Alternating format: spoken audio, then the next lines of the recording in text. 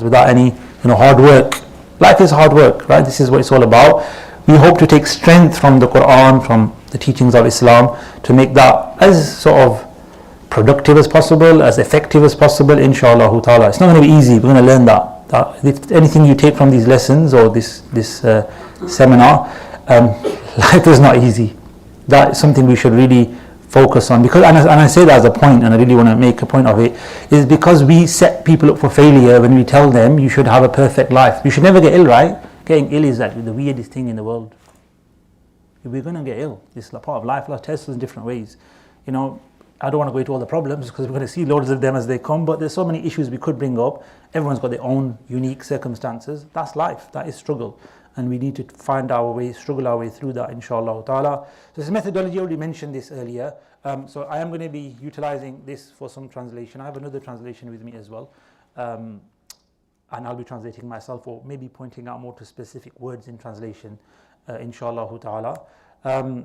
So we'll only have mainly the Arabic text of the Quran. You can get the translation here on your phone, on a device, etc. You may have brought your own copy as well of the Quran with the translation. Annotations, I will be annotating, making notes on the screen. That's why we've got this for, mashallah. So you can follow those notes. So I'll be maybe just pointing out to things whilst we're going through the Arabic text of the Quran, of Surah Yusuf alayhi salam.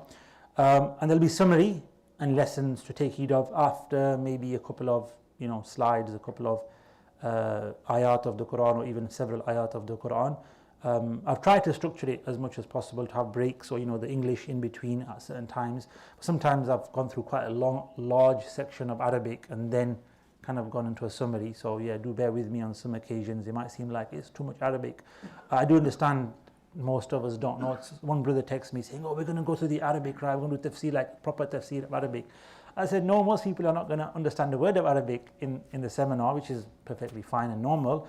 But yes, I do want to actually go through the Arabic, because I think that's part of what Ramadan is about, is to engage with the Quran in its original text, the Arabic language, and read the Arabic. Of course, reading translations is very beneficial and good, but I really think we need to make a connection with the Arabic of the Quran. Alhamdulillah. So that's the methodology or our procedure today. So I missed something off in the beginning. Who can tell me what I missed deliberately? I'm telling you. It's a deliberate mistake. How could I usually make? Normally joking. It's a deliberate point. What have I missed at the beginning? Who can tell me? Yusuf, we've got a Yusuf. How many Yusufs here today? We've got 2 Yusufs, mashallah, alhamdulillah. Excellent. Go on, this Yusuf. That's good, I did that. And one other thing, the main other thing. Alif Lam Ra, thank you. I missed off the Bismillah Rahman Rahim as well, true. And Alif Lam Ra. The reason why I missed it off is because there's lots of opinions regarding that, lots of discussions, but nobody knows the meaning except Allah subhanahu wa ta'ala. So instead of giving you all the opinions and what they mean and what scholars opined, etc., I left that. So let's crack on with the meanings that we know and that are clear. And Allah tells us that in the Quran there are certain ayat which are ambiguous or unknown in their meaning. They're in the exact meaning, they have a meaning. So it has a meaning, Alif Lam Ra. It's just what does it mean? Allahu A'lam. And then there are ayat in the Quran which have clear meanings, and we should follow those ayat. We should learn those ayat. They are the Ummul Kitab. They are the foundation of the book. As for the ones that are not clear in meaning, then people seek to interpret them out of fitna, out of trial, tribulation, misguidance, etc. So it's sometimes better not to delve into the mutashabihat, the ambiguous, not so clear ayat, and stick to that which is clear. So that's why I've gone straight into Surah Yusuf. Inna anzalnahu Qur'anan Arabiyyan la'allakum ta'qilun. So before Allah mentions the story, which is very quickly, so there's a couple of statements about the Quran, about the fact that you've been asked a question, so here's the answer. So take it as an answer to a question as well. The revelation of Surah Yusuf is an answer to a question, or a response to a request, if you like. So surely we have sent it down as an Arabic Quran. Qur'anan Arabiyyan. What does Quran mean, the word itself? Recitation. Yes, Quran means recitation. So we have sent down something to be recited. I remember very early, I remember actually I was in school and I was probably like 12, maybe 12, 13, maybe year 9, about that age. I didn't know this until at that point, right? It was Ramadan, is this time. And in Ramadan you can be more spiritual at school, no lunch time. So you go to the prayer room, they have prayers and stuff, right? So we decided to read a bit of Quran. I remember that picking up the Quran, it wasn't Surah Yusuf, but reading the Quran, and one of the year 11s, I think it was, right, came to me and said, why are you not reading the Quran? Like, you're not reading the Quran properly. And I was like, why? It's here. Because you're not reciting anything. Quran is a recitation. It means recitation. You can't just move your lips, in other words. You can't just read in your heart.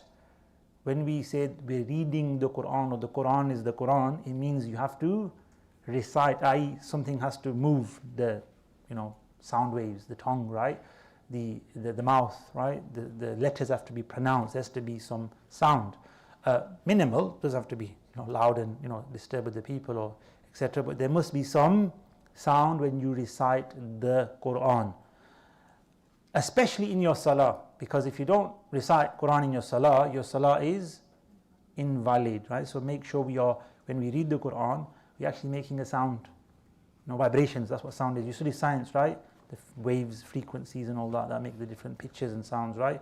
Or back to our science days at school, mashallah. So that's what we need. You learn that, Ali, all about science and sound. So you understand when reading the Quran, you've got to have some vibrations. That's done by the tongue and the mouth, making certain combinations. But it's important. And the other point I'm mentioning this is, it's not an English recitation, it's not a Persian recitation, it's an Arabic recitation. So on top of having to make sounds, obviously, we have to make the correct Arabic sounds. So even in the beginning of Surah Yusuf, we have this indirect reference to reading the Quran in its correct way, in the pronunciation, aside from meanings, just reading it properly, inshallah ta'ala. But beyond that, and this is the meaning of this ayah, there is much to learn from that recitation. These are words. Words are symbols that have meanings, and those meanings are valuable. Those meanings are the Quran, they're from Allah subhanahu wa ta'ala, they're the words of Allah subhanahu wa ta'ala. So take heed and listen. لَعَلَّكُمْ تَعْقِلُونَ, in order that you may understand. Some scholars mention that this is a response to the people who requested, i.e. the Quraysh, the Jewish community, that we sent it down as Arabic Quran so you may reflect, you may understand, you may, in one translation you could probably say, you may come to your senses. لَعَلَّكُمْ تَعْقِلُونَ, right? You become, use your common sense, and i.e. follow the Quran, follow the Prophet ﷺ, follow the revelation. That's what it's been sent down for. Yes, that is what it's been sent down. Not just as, there for us to read and then move on and, think about something else. No, it's there for us to reflect upon and act upon and understand. So that's the message of the Quran. Then it says, نَحْنُ نَقُصُّ عَلَيْكَ أَحْسَنَ الْقَصَصِ. We are going to narrate, or we narrate to you can say present tense, أحسن القصص, the best, the most beautiful of qasas. Qasas, as it says there, is from the word qassa, which means to cut as well as trace one's footsteps, and it's the word for stories in Arabic. Qisas and qasas both mean stories or relating that which has happened, right? The tracing the footsteps concept here. A narrative is a good translation. The best of narratives is a good one. I.e. something that's actually happened, and when you tell somebody about it, that's called your qissa, your story. It's not fictional, in other words. Qasas al-Anbiya, or real stories of the prophets, not made up stories, not fictional. So we're giving you the best of narratives of something that actually happened. We're gonna go back and tell you some of those details. بِمَا أُوحَيْنَا إِلَيْكَ هَذَا الْقُرْآنِ, in what we have revealed to you of this Qur'an. Right? So in other words, the revelation relates that which has preceded, and this surah is a revelation to you, ilayka, O Prophet sallallahu alaihi wasallam. وَإِن كُنْتَ, in other words, your knowledge comes from the Quran. That's the point here, right? وَإِن كُنْتَ مِن قَبْلِهِ لَمِنَ الْغَافِلِينَ. And even though before this, the revelation, you were from the unaware, the ghafilin, the inattentive. You didn't know what was going on, sallallahu alaihi wasallam. The Prophet's knowledge, this praise of the Prophet ﷺ, it might not sound like it, right? But this is praise of the Prophet ﷺ. In other words, your knowledge has come from Allah subhanahu wa ta'ala. It's telling the people listening, telling us, telling the Quraysh. This man has not got knowledge from books. He's not gone and spoke to somebody and told somebody, tell me all the details of Yusuf alayhi salam. Where does it come from? He had no knowledge of this before.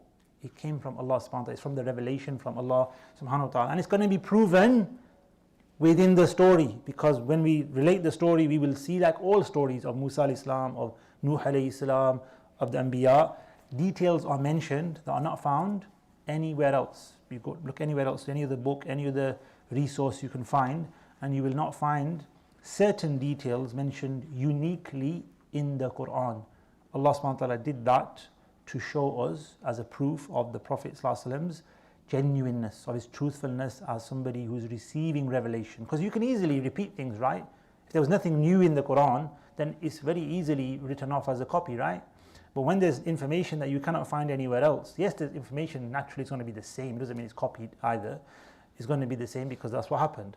But when there's unique information and details that you don't find anywhere else, it's a clear sign that this is, truthful and genuine. So it says, mentioned that the prophets known were Ibrahim, Shu'aib, Hud, Salih, Ismail and Nuh. So I missed Shu'aib off last time. So these were the prophets known to the Arabs, i.e. they were in and around Arabia or well enough known to be known by the Meccans. The other prophets may well have been known by name, not that they didn't know names of other prophets, but they weren't part of their tradition. They weren't known to have learnt about their lives or etc. Not common amongst the Arabs. Maybe some people amongst the Arabs knew of them, etc. The learned, etc. But generally speaking, those were the 6 prophets known to the Arabs in the Arabian Peninsula, i.e. where the Quran is being revealed, Makkah, Medina and surrounding areas. Then it says, إِذْ قَالَ يُوسُفُ لِأَبِيهِ. So it goes straight into the story of the dream. So the first thing mentioned by Allah subhanahu wa ta'ala is the dream. And remember and recall, إِذْ is used as it's a word of time. When. إِذْ means when, right? But it's used to say remember when, or recollect when, or think about.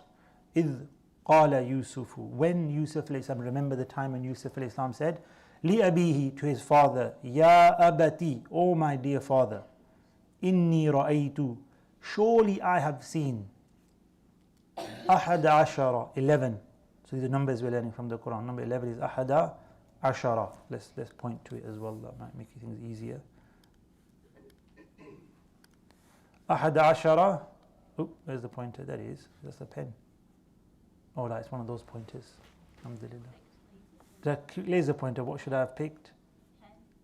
Pen. No, I'm on the laser pointer. Ahad Ashara is that. Let's go back to it. That means 11. So I saw Ra'aytu Ahad Ashara, 11. What? 11 Kawkaban. We'll explain that more in a word in a moment. Washamsa, and the sun. Wal Qamara, and the moon. Ra'aytuhum, I saw them. Ra'aytu is mentioned twice, means I saw, I had a vision. So ra'aytu can mean a vision of the physical sense, like right now I see you, and it can also mean a vision in the unconscious sense, i.e. a dream, a vision, in an unconscious state or in a sleeping state rather, unconscious. I don't know if you have visions. And it also can mean ra'yun, can also mean an opinion you have. So I see this as the right thing to do. My opinion is this in a regard, ra'yun. I saw them to me, sajideen, prostrating. I saw them prostrating to me, as we'd say in English. So this is the dream that Yusuf alayhi salam saw, the famous dream. And there's many dreams mentioned in the Quran. Can you tell me another dream in the Quran? When the people in the prison asked Prophet Yusuf. That's another one, yeah. They asked him, the 2 men? Yep. Yep. Okay, another one in Surah Yusuf then? Anyone? Yes, Adnan? There was a guy in the prison. Yes, we mentioned the prison dreams. Another one which was by the king. That the king had the dream of the 7 fat cows, the 7 emaciate. So we'll come on to those dreams. Any other dreams outside of Surah Yusuf? Ibrahim alayhi salam sacrificing his son, Ismail alayhi salam. Yes. Ibrahim alayhi salam envisioning building the Kaaba. Envisioning building the Kaaba. Yes, good. Ibrahim alayhi salam seeing that he's building the Kaaba. Was that what you're going to mention? Another one? There's a couple more. There's one that I think we should all get. No? The one was seen by Yusuf alayhi salam at 11. This is the one here. This is the one. Apart from this. No, I don't think there's another dream of Yusuf alayhi salam mentioned in the Quran. The Prophet ﷺ saw a dream. It's mentioned in the Quran. It's to do with Hudaybiyah. It's not Hudaybiyah, but it's to do with that. Yes, safe.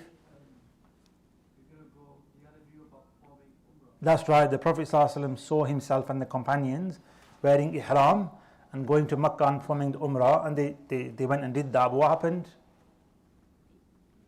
They didn't, they were stopped in a place called Hudaybiyah. The truce of Hudaybiyah was made, and they returned back home to Medina. Medina was home now. And they gave a sacrifice, so they sacrificed their animals to get out of the ihram. This is what happens when you can't perform the Umrah, something happens, you've got to cancel your Umrah basically. You can cancel it, but you have to pay a penalty, the dam, which is sacrifice of at least a small sheep, the normal sacrifice of qurbani, similar to that, about £100 roughly, depending on where you... We have to sacrifice it in the haram.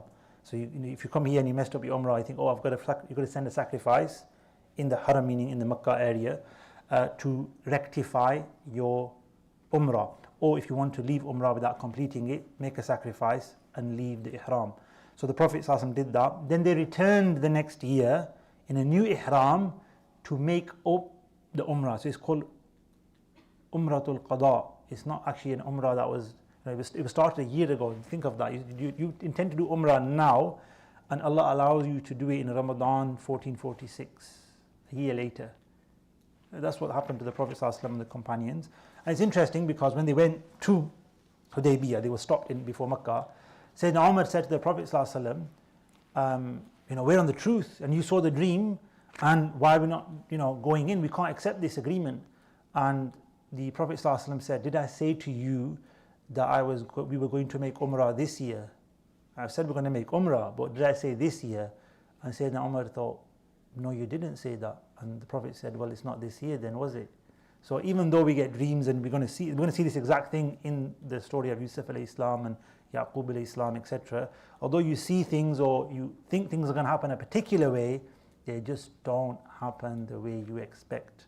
So the Prophet ﷺ, everyone's in ihram, ready to go do Umrah, and they turned back. Heartbreaking. I mean, imagine you saying, going to the doors of Makkah and somebody saying, yeah, sorry, you can't come in this year, see you next year. Well, I'm in ihram, I've spent all this money, flown across the world, and you're turning me back. That's how heartbreaking it was for the Prophet ﷺ at that time. It's a beautiful dream, and there was other dreams in the Quran as well, but we'll move on. So what is the 11 Kawkab? Kawkab is a word which means a celestial body. So a planet in the sky is a Kawkab. A star in the sky is a Kawkab. The moon is a Kawkab. Any body that's in the sky, that's a celestial body, not necessarily dust in the sky, in space, right? Anybody in space, I should say, a physical large mass, that's called a Kawkab, right? And usually, because of the sun shining on things, a Kawkab gives light.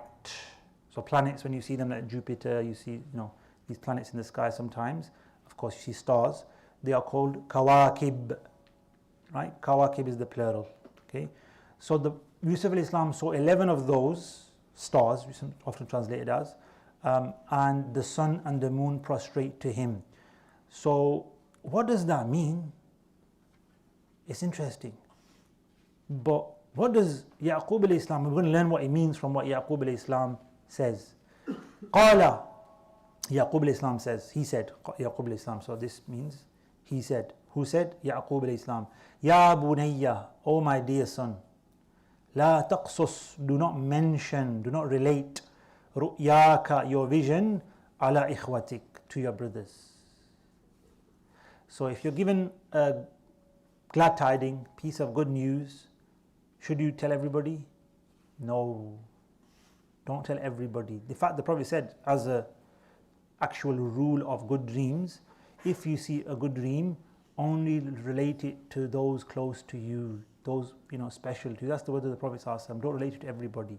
So even the Prophet Yaqub alayhi salam saying, don't relate it especially to your brothers, because we know what's going to happen. فَيَكِيدُوا لَكَ كَيْدًا, they will plot against you. Yaqub alayhi salam knew the meaning of the dream, right? He knew that what it meant was that Yusuf alayhi salam is of a higher rank. So what does the prostration mean? Obviously it means somebody who is of a higher rank is prostrated to by somebody of a lesser rank, i.e. Adam alayhi salam was prostrated to by the angels. So it shows Adam's rank was greater than the angels. That's one meaning. But just like Adam alayhi salam, and just like this, if somebody is shown, I'm going to talk about the ruling of prostration, is haram now, etc., not allowed. It shows that the one being prostrated to, Adam alayhi salam in that case, and Yusuf alayhi salam in this case, is going to be put through trials. So this is dream interpretation. One of the meanings of seeing somebody being prostrated to in a dream, in real life even, is that that person is going to have high responsibility. Adam alayhi salam, Yusuf alayhi salam was given a lot of responsibility, rank, status, but with that comes tests, trials, tribulations. Adam alayhi salam reached many great heights, but he was put through tests like we are to get there. Yusuf alayhi salam reached, obviously as a prophet, great ranks, but he was put through many tests. The idea of being prostrated to shows that. And like I said, the other element it brings about is responsibility. Inni ja'ilun fil ardi khalifa. Allah says, I'm going to place a khalifa, a representative on earth. That was Adam alayhi salam, right? Again, that is derived from him being prostrated to. He's the one given status and rank above the angels.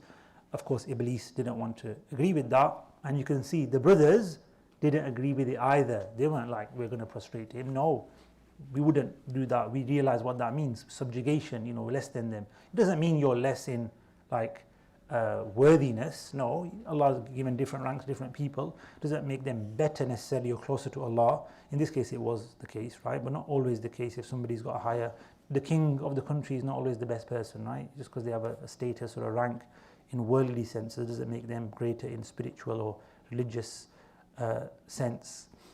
So don't relate this to your brothers. Why? Because if you understood the meaning of the dream, which you will do. So Yusuf alayhi salam is a young boy, by the way, I haven't mentioned this yet, but he's a very young boy at this time, and we'll figure that out very soon, because we'll see when his brothers take him to play and he's lost, and we're talking about a very young boy. So he saw this dream before that. So he saw it as a very young boy.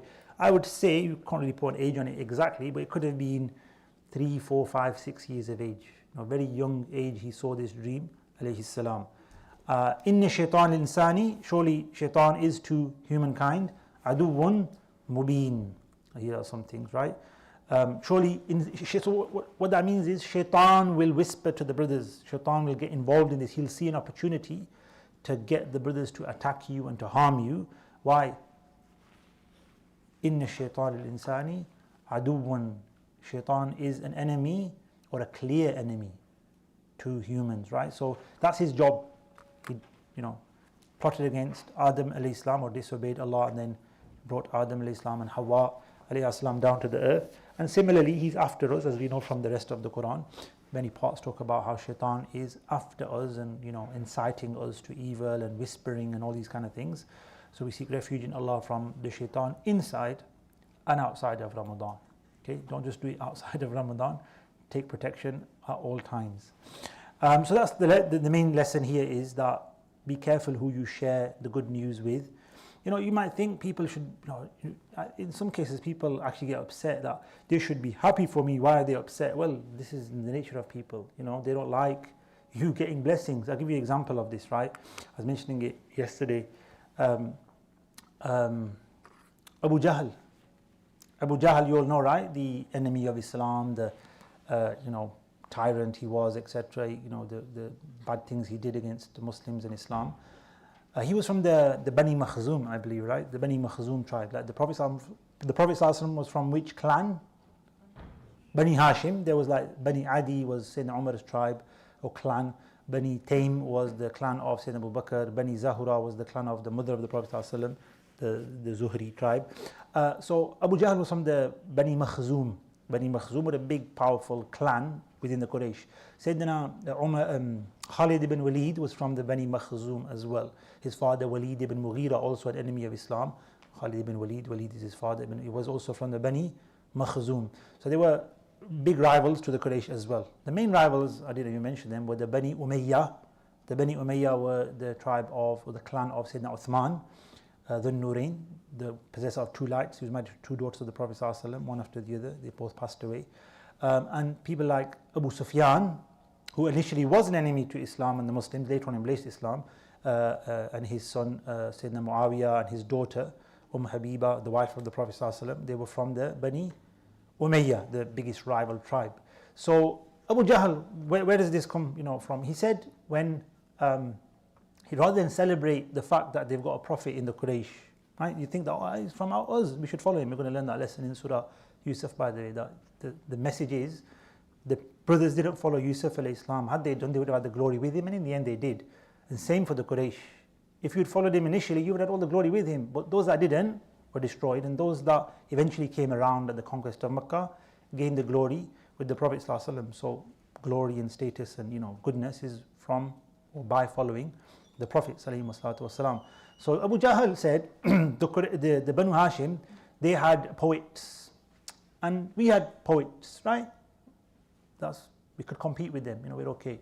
They had warriors, yeah? We had warriors, right?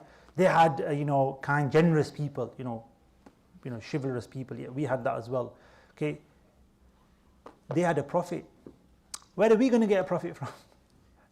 Can't follow him now. In other words, if we accept Bani Hashim have a prophet, it reduces the Bani Makhzum's value. We can't accept that. They acknowledge a prophet for the Bani. It became tribalism. Can you see? It became like, we're rejecting the truth. They knew it was the truth, by the way. Abu Jahl knew. We're going to reject it and deny it because it's just not for our family. It's like Allah's not chosen our family. Like Shaitan, Allah didn't choose me, chose Adam. Why do we have to stick to Adam for? I'm better than him, like I'm made out of fire.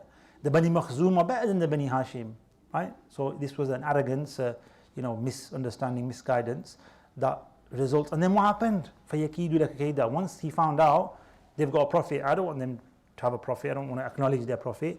Abu Jahl became the worst of enemies. This is the thing. The worst of enemies are sometimes the closest people to you without even realizing it. And it hurts the most. The Prophet ﷺ was very hurt by the fact that his own family, his own clan, tribe, were against him. Because it's expected of people far away, of strangers, of other lands to oppose, to be averse, etc. They're not going to be very easy to convince. Your own people who knew you, and by the way, they knew the Prophet ﷺ was truthful.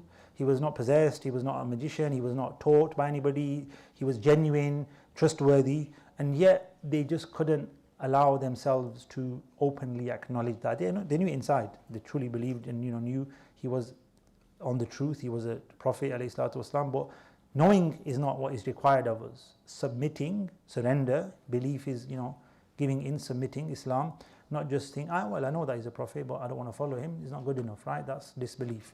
So this is the challenge that comes with knowing something special about somebody else. Jealousy, envy can lead to a lot of bad things.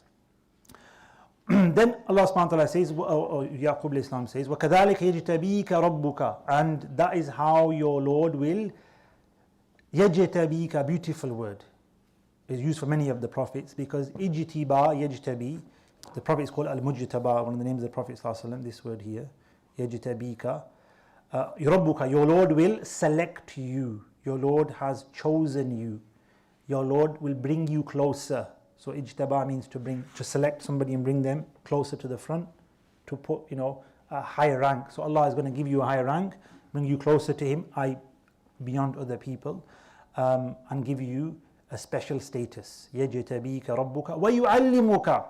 And this is an important concept of Surah Yusuf. Knowledge. And not knowledge, let's say, of the dunya, knowledge of realities, knowledge of what brings goodness. وَيُعَلِّمُكَ, and He will teach you مِن تَأْوِيلِ الْأَحَادِيثِ, the art or the science of dream interpretation. Ahadith, dreams. Ta'wil, interpretation. Ta'wil al-hadith, interpretation of dreams. Hadith means a conversation. Hadith al-nafs, you're talking to yourself. Ahadith means conversations you have in your dream, things that are mentioned and said and seen in dreams. And we'll talk about dreams, is a big concept, obviously, we're going to talk about during this surah. وَيُتِمَّ نِعْمَتَهُ عَلَيْكَ, and for Him to complete His blessings upon you. In other words, you're the beginning, you're a child, but there's lots of good to come for you. Because imagine, set the context of this, which I did and I should have. Imagine you tell your father, I've passed my exams. I've, something, you can't say, or you think I had a dream even, you can say, I had a special dream. And your father says to you, don't tell anybody about it. Be careful. What's your reaction? What's up with dad? Why is he being so protective for, what's going on? So Yusuf becomes a little boy, but he can understand when his dad says to him, don't tell anybody about this. Like, you want to share good news, you want to share your exam results, you want to be happy about things. No, Dad's warning me. Why? So he's explaining to his son why he's just said that. From Yaqub Islam's perspective, I've just told my son to be careful about who he tells the story to. Let me explain to him, let me give him some guidance. Allah is going to bring you close and select you. You're going to be special. He's going to teach you how to interpret this dream that you just had and other dreams. And he's going to complete his blessings upon you, just like he did, and he related it to his ancestors. Ala Ali Yaqub, wa ala Ali Yaqub, upon you and your family. Ali Yaqub meaning his brothers and his father and mother, the whole family. Kama atammaha ala abawayk, just as he completed his blessings, Allah did, upon your two parents. So the word ab in the Quran is often used for grandparents. So this is Ishaq and Ibrahim alayhi salam. On your two parents, i.e. your grandfather and your great-grandfather. Literally, abawayk literally means mom and dad, to be honest. But in the Quran we see the word ab, aba, abawayka, abaka in the dual form, used to refer to sometimes uncle, sometimes grandfather, sometimes ancestors in general. Min qablu, from before, Ibrahima wa Ishaq. So we know now the lineage of Yusuf alayhi salam. He is the son of Yaqub, who is the son of Ishaq, who is the son of Ibrahim. Who is the brother of Ishaq? Ismail. Okay, Ismail is also related, interestingly, to Egypt. How so?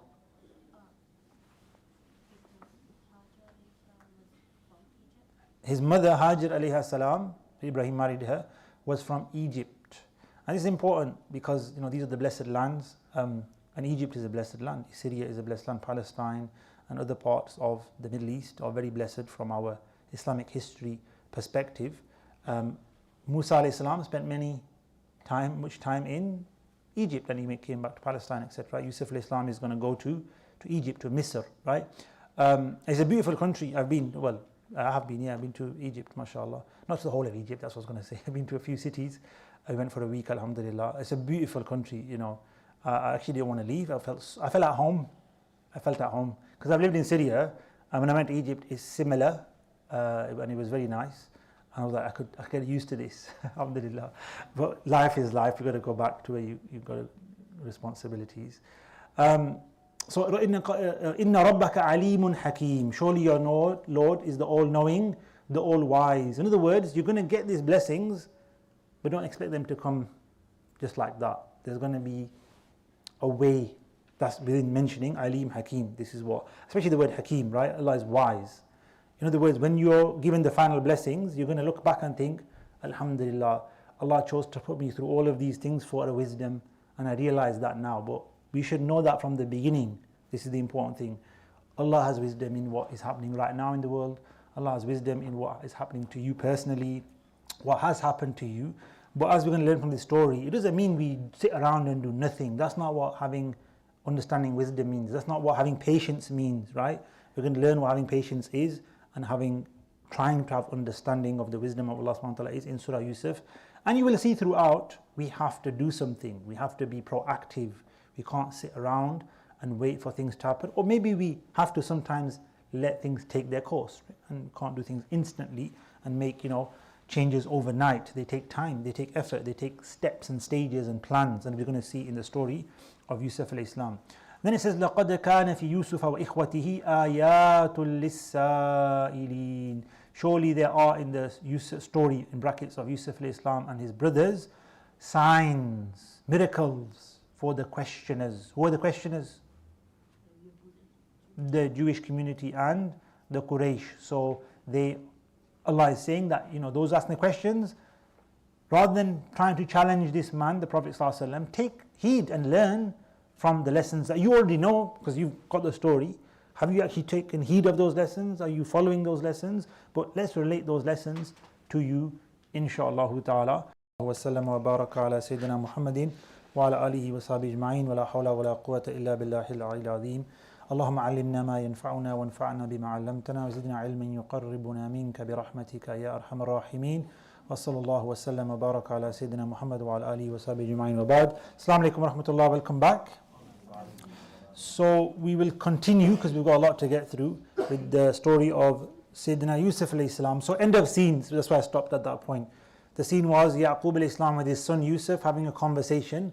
That curtain comes down, if you like. We close the curtains and we open them again, and we find a new scene where the brothers are involved. They're talking to their father, and this is the new thing. So it says here a few points to mention. Brothers enter. So when we read these following ayat, you will see the feeling of jealousy and envy is clear. Allah portrays that very, clearly in their words, in their engagement with their father. And it says they're willing to do anything to get what they want. What is it they want? I didn't put that in here. What do they want? Anybody else? Said? They want their, so that's right, yeah? They want the attention of their father. They want the love of their father, right? They know, and they say, we're going to see in the ayat, that Yusuf is more beloved to our father than us. We're a group, we're strong. Why can't, we're the family, strength, the family of Ali Yaqub is us. Why is Yusuf alayhi salam getting all the love? So they wanted the attention, the love, the recognition of their father. Yaqub alayhi salam is a prophet. Was he doing anything wrong? Was he, being too much, like preferring Yusuf alayhi salam over the brothers? No. Okay, so he was treating them, this is what the Prophet said himself, our Prophet. He said, "Oh Allah, I have done everything to be fair outwardly. Do not take me to account for what's in here." Of course, parents will know. We've all got our favourite. Yeah? Even nephews and nieces, we've all got our favourite, right? But outwardly, we have to show, and it's dangerous. We're going to see the danger of, showing preference to one child above another, or favoritism. It does have backlashes, it does have problems. So Yaqub alayhi salam was not trying to show the sons that Yusuf alayhi salam is more beloved, etc. So this is a misunderstanding of this passage of the Quran. A lot of people think that it was Yaqub alayhi salam's unfairness between the children that caused the brothers to start doing what they did. In the Tafsirs it doesn't say this. It says that they actually found out about the dream. So what was the cause of all this? Not that Yaqub alayhi salam, they knew he was more beloved. That was subtle, not shown to them. They figured it out, and they had an inclination. But when they heard about the dream, they found out. How they found out is not mentioned. It's different whether they found out or not. But if we go through the surah and we take into consideration they found out, it makes a lot more sense. Right? The story fits very well. So that made them go to extremes to get rid of Yusuf alayhi salam. They started mocking Yusuf alayhi salam. In many of the commentaries it says they used to say to Yusuf alayhi salam, "Where are your 11 planets and the moon, the star, the sun now?" Right? They even said this in some of the reports to Yusuf alayhi salam, mocking him when they were getting rid of him and throwing him into the well, etc. So we see that they're knowing that Yusuf alayhi salam is going to be preferred, because they know they also from a noble family, and they also have understanding. So they know when they heard about a dream of 11, there's 11 of them, right? Planets or stars prostrating to Yusuf alayhi salam, they know what it means. Yep. So it doesn't fit nicely into their plans, right? What they want. Again, they should submit to the plan of Allah and what Allah wants, but that's how human nature works, how behaviors work. That rejection or that denial comes in. Iblis Islam being a good example, right? Or a prime example of that. So this is where it comes from, okay? Not from Yaqub alayhi salam. Don't blame Yaqub alayhi salam for what the brothers did. Yes? So the brothers were varying ages, but probably into their 20s down to their teens, I reckon. There were 10 of them over a wide range of ages. But I would maybe say, if touching 20, around that age. Some of them, so obviously they weren't born at the same time, right? They were born over 10 different births, let's say, or roughly that. So they would be spread over about 10, 15 years of age. Like pushing 20 and Yeah. fighting to 3. That's right. They wanted to get rid of this little boy. Imagine that. It's just horrible, isn't it? Right? It's just really heartbreaking, to be honest. But yeah, that was it. They literally were like, get this little one out of our way. We're big and we're strong. We're men. Some of them are grown men, more or less. Right? Yeah, they wanted to get this little boy out of the way. They saw him as a threat. They saw him as a problem. This is how sad it is, how crazy it is. But that's what a desire of, not even of, today's world is desire of power, leadership, money and worldly stuff, right? That was just the desire of the love of the father, of, our role in our family. We want to be recognized, and, we want our father to love us. And they could only think of one thing: get rid of Yusuf alayhi salam to acquire that. He's always going to be an obstacle in the way. We got to get rid of him, right? So we might not understand that, but yes, sibling rivalry and parental attention and love it is a huge impact on children. Right? Maybe not to the level they're going to kill each other, right? Like Yusuf alayhi salam, the brothers of Islam went to that extreme, and they didn't. We're going to see in the story that they decided not to, right? And they did another thing, right? But they still got rid of him, unfortunately. So they went to an extreme of killing or plotting to kill, and then the eldest brother, he's the more sort of wise, caring, realizes this is too far, and he starts to step in and change the plan a little bit, as we're going to see in the time when they threw him down the well. Human emotions and passions have no limits. Yep, this is what you're asking about, Hawqullah. We can go crazy sometimes over emotional stuff. You think, what's wrong with people? Emotions, they take over, right? In the end, deep down, there is potential of good in everyone. We're going to see that now. Let's read on. إِذْ قَالُوا لَيُوسُفَ. So this is the brothers now speaking. إِذْ قَالُوا, and when they said, remember then the next scene, another setting now. When they said, who's they? The brothers of Yusuf alayhi salam. So they said here means the brothers of Yusuf alayhi salam. La Yusufu. So Yusuf, surely Yusuf, lam of emphasis. Wa akhuhu, and his brother. Who's his brother? Bin Yamin, right? Bin Yamin. Ahabbu ila abina, are more beloved to our father, minna, than us. They've got a special place. They've figured it out. Wa nahnu usba, while yet we are a strong group. Usba means a strong group, right? We are a group of strong individuals. In other words, we're older, we're stronger, we're doing more for the family, and we're the ones that are going to go further in this, right? So all of this is wrong. Inna abana, surely our father, lafi dalalin mubin, is in manifest error. Okay, so that's one interpretation of dalalin mubin, manifest error. He's made a bad mistake, bad decision.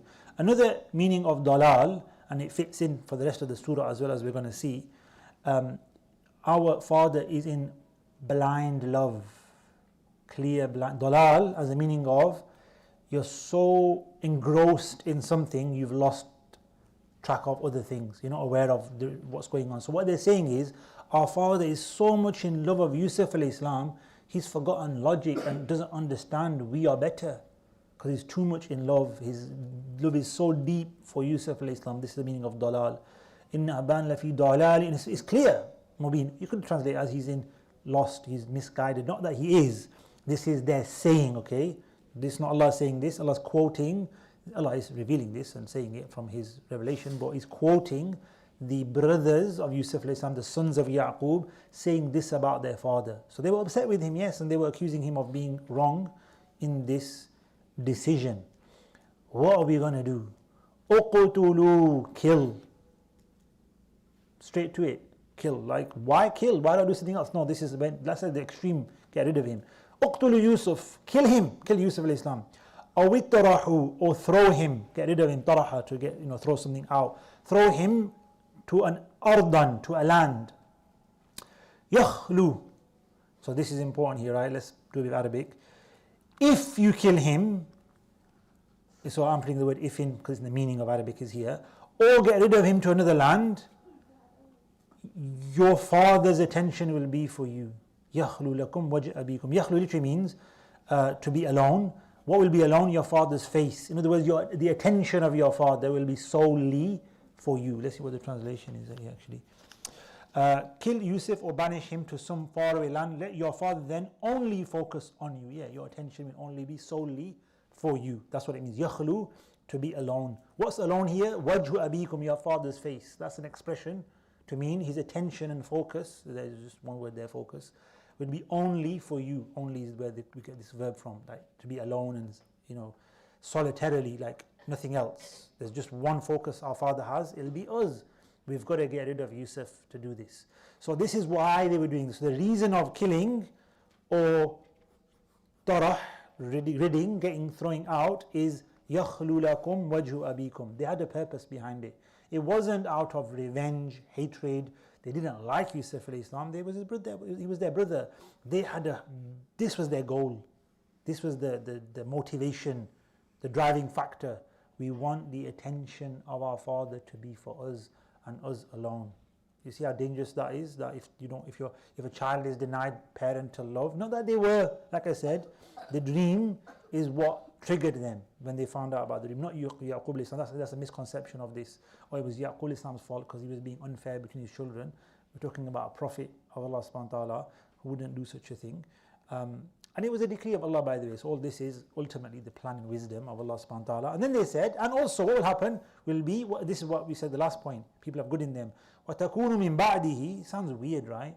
After all of that, killing Yusuf, throwing him away, will be after all of that, قَوْمًا صَالِحِينَ, pious people.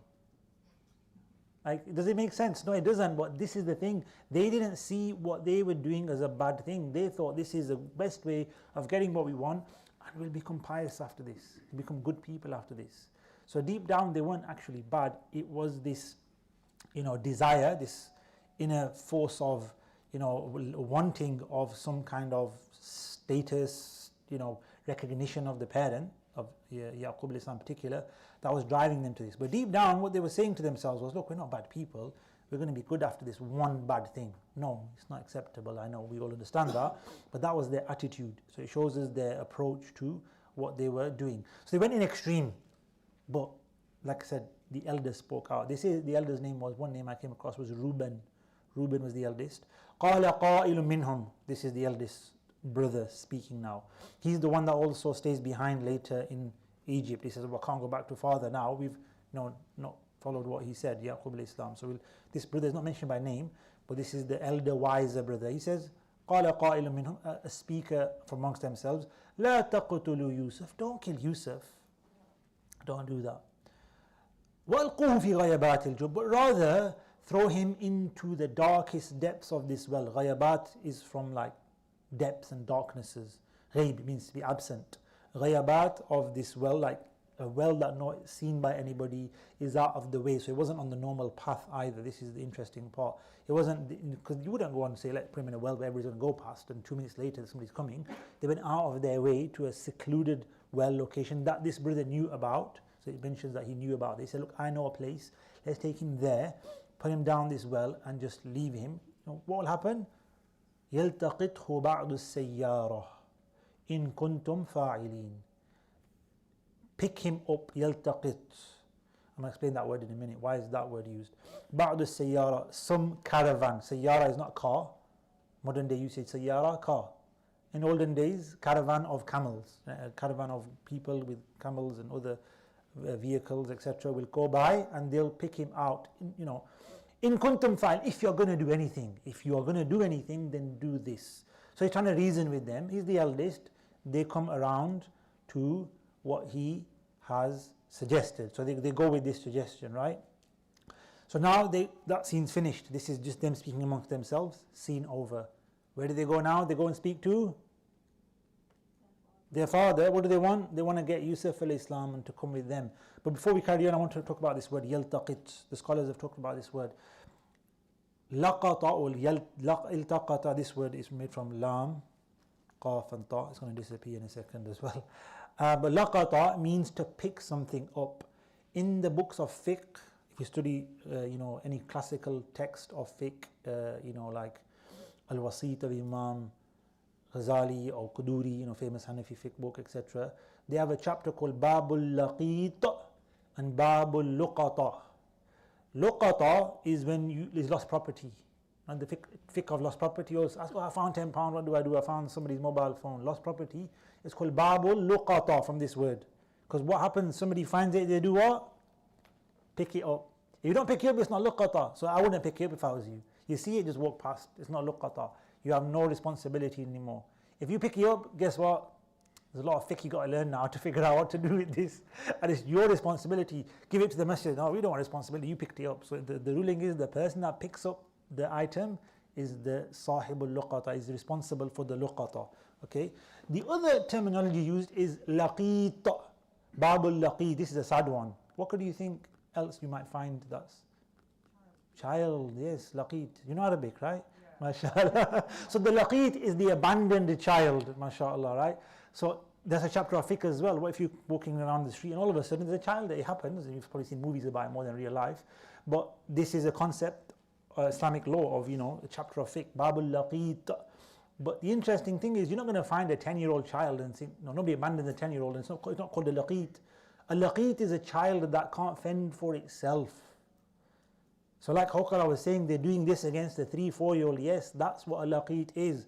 a child that needs help. So they're literally going to, this is what they're doing. It's horrific. I can't even fathom it really, right? They're saying we're going to put this poor baby, little child, probably can speak and, 4 or 5 years old maybe at the most, right? But we're going to throw him down a well and he's going to get picked up by somebody like a lost child and taken somewhere and somebody will adopt him. That's what they're thinking of doing, right? Getting rid of this. Not parents can't look after the child, which is still bad, right? And they think, oh, look, let's just leave and parents leave the child somewhere to be picked up for the betterment of the child, right? That's most likely what they do when they, don't look after their children, unfortunately. What do they call it in English? Abandoned child? You mean like what? No, the child that's, missing child, picked up child. Is there a word for it?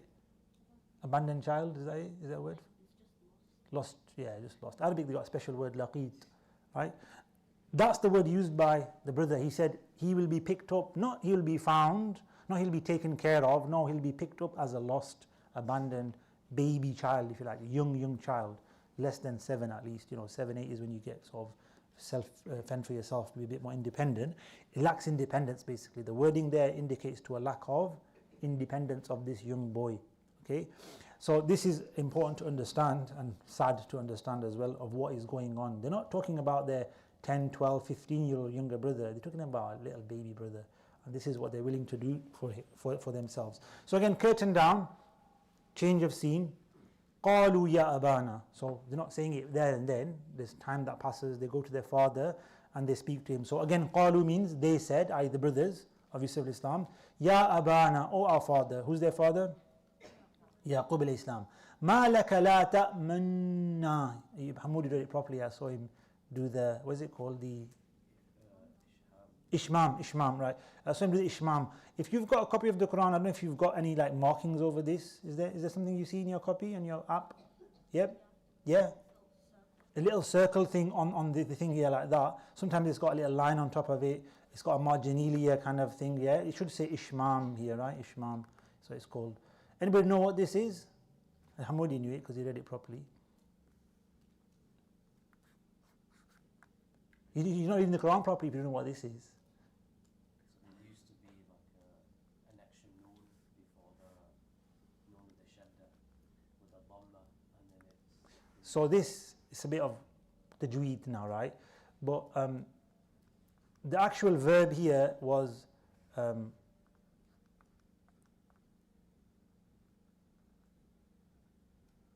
ta'man and na. Okay.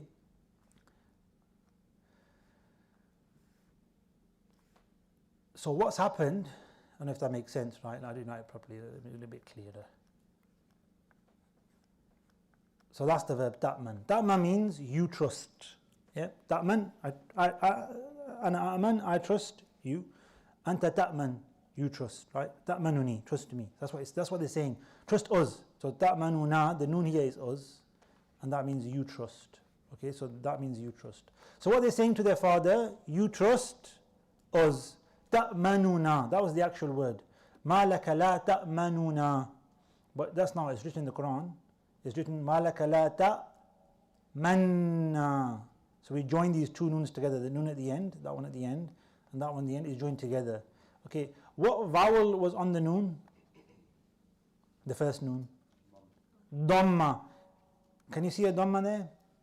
No. Why? Because it's become sukoon, it's become shadda with the fatha of na. So we've lost the dhamma in here. It was like in there somewhere. You can't, obviously it's lost. You can't put it there now. But it was part of this word, ta'manu. Because that dhamma is lost, we've got to do something called ishmam. This is what this word is, right? We're going to do ishmam. Ishmam is not a sound. It's a weird one. It's one of those things in the Quran that's tajweed, but it's actually not a sound. You don't make a different sound for this. What do you do, Hamoudi? You just round your lips. So if you read this like, you have to watch my lips for this. If you read this like, La ta'manna, you've pronounced it correctly, but you've read it incorrectly. Pronunciation is correct, but you haven't done the ada or the performance of this recitation correctly. What do you have to do? Round the lips when you get to the man. So there'll be a sign on here, right? It'll be there. Ma laka la, look at my lips again. Ma laka la ta'manna. Do you see I rounded my lips during the manna part? I did the rounding of the lips to represent this dhamma. The Prophet ﷺ rounded the lips and taught the companions to do this when reciting this word, of course. That's where it came from. And ever since, it's been practiced as such. This is called ishmam. And again, it's a proof that you can't take the Quran by just reading it. How are you going to learn ishmam? You have to see a teacher do it. Your teacher has to instruct you and tell you, this is what's ishmam. What do you mean? How do you do that? Learned it from my teacher, learned from my teacher, who learned the chain of transmission back to the Prophet ﷺ, the Sahaba. This is how they read this word in the Quran. Subhanallah, amazing. Like, how do you, the reason behind it is this, of course. That's the technical stuff behind it. But if you don't know the reasoning, you don't need to know the reasoning. You need to know what to do here. So all of you reading your Quran khatams and you're not doing this, there's a little mistake. Sorry to make you feel bad. Right? So I remember one of our teachers when we were studying in Syria, he said this. He said, when I was younger and I was learning the Quran, I thought I knew the Quran, etc. And I found out that you have to learn the Quran with a teacher to learn it properly. So I got really worried and I went to a teacher and I started learning, and I realized I had actually several mistakes, and it was I rectified all of them by having a teacher. Several mistakes as in particular points. He's Arab, so his pronunciation was fine, tajweed was fine. As mostly non-Arabs, we have problems with our tajweed or actual pronunciation. There's these elements of the Quran where you stop, how you read certain words that are important and can only really be understood if you have a teacher telling you or instructing you and showing you how it's done. Just having the written form of the Quran there's several parts of the Quran people would not know what to do or how to recite. One of them is in the story of Nuh alayhi salam, Bismillahi mujreha wa mursaha. A lot of people read it Bismillahi mujraha. It's a ra alif, right? Mujra, but it's not recited as mujraha. It's recited as mujreha wa mursaha. I think it's Surah Hud or one of the surahs. But again, you wouldn't know that by looking at the written form of the Quran that you read this with. I think it's called imala. You have to learn that, be taught that by a teacher, by instruction to recite the Quran properly. So interesting point there. Okay. So they said to their father, going back to where we are, what's the matter with you? Malaka. Malaka means what's the matter with you? You do not trust us. Ta'manu, na, trust us. Ala Yusufa, with regard to Yusuf, taking care of him. Wa inna lahu lanasihun. And surely we are for him the best of carers and advisors and people look after. Right? Do you think Yaqub alayhi salam knew what was going on or not? Yes, he did. Okay? But this is the thing, he knew at the same time you cannot stop the decree and the plan of Allah subhanahu wa ta'ala. Same for us, we know what's happening, we can't stop it, we have to do what we can. This is what he does, right? He said, so they carried on saying, Arsilhu ma'ana, send him with us. Arsilhu, who is Yusuf?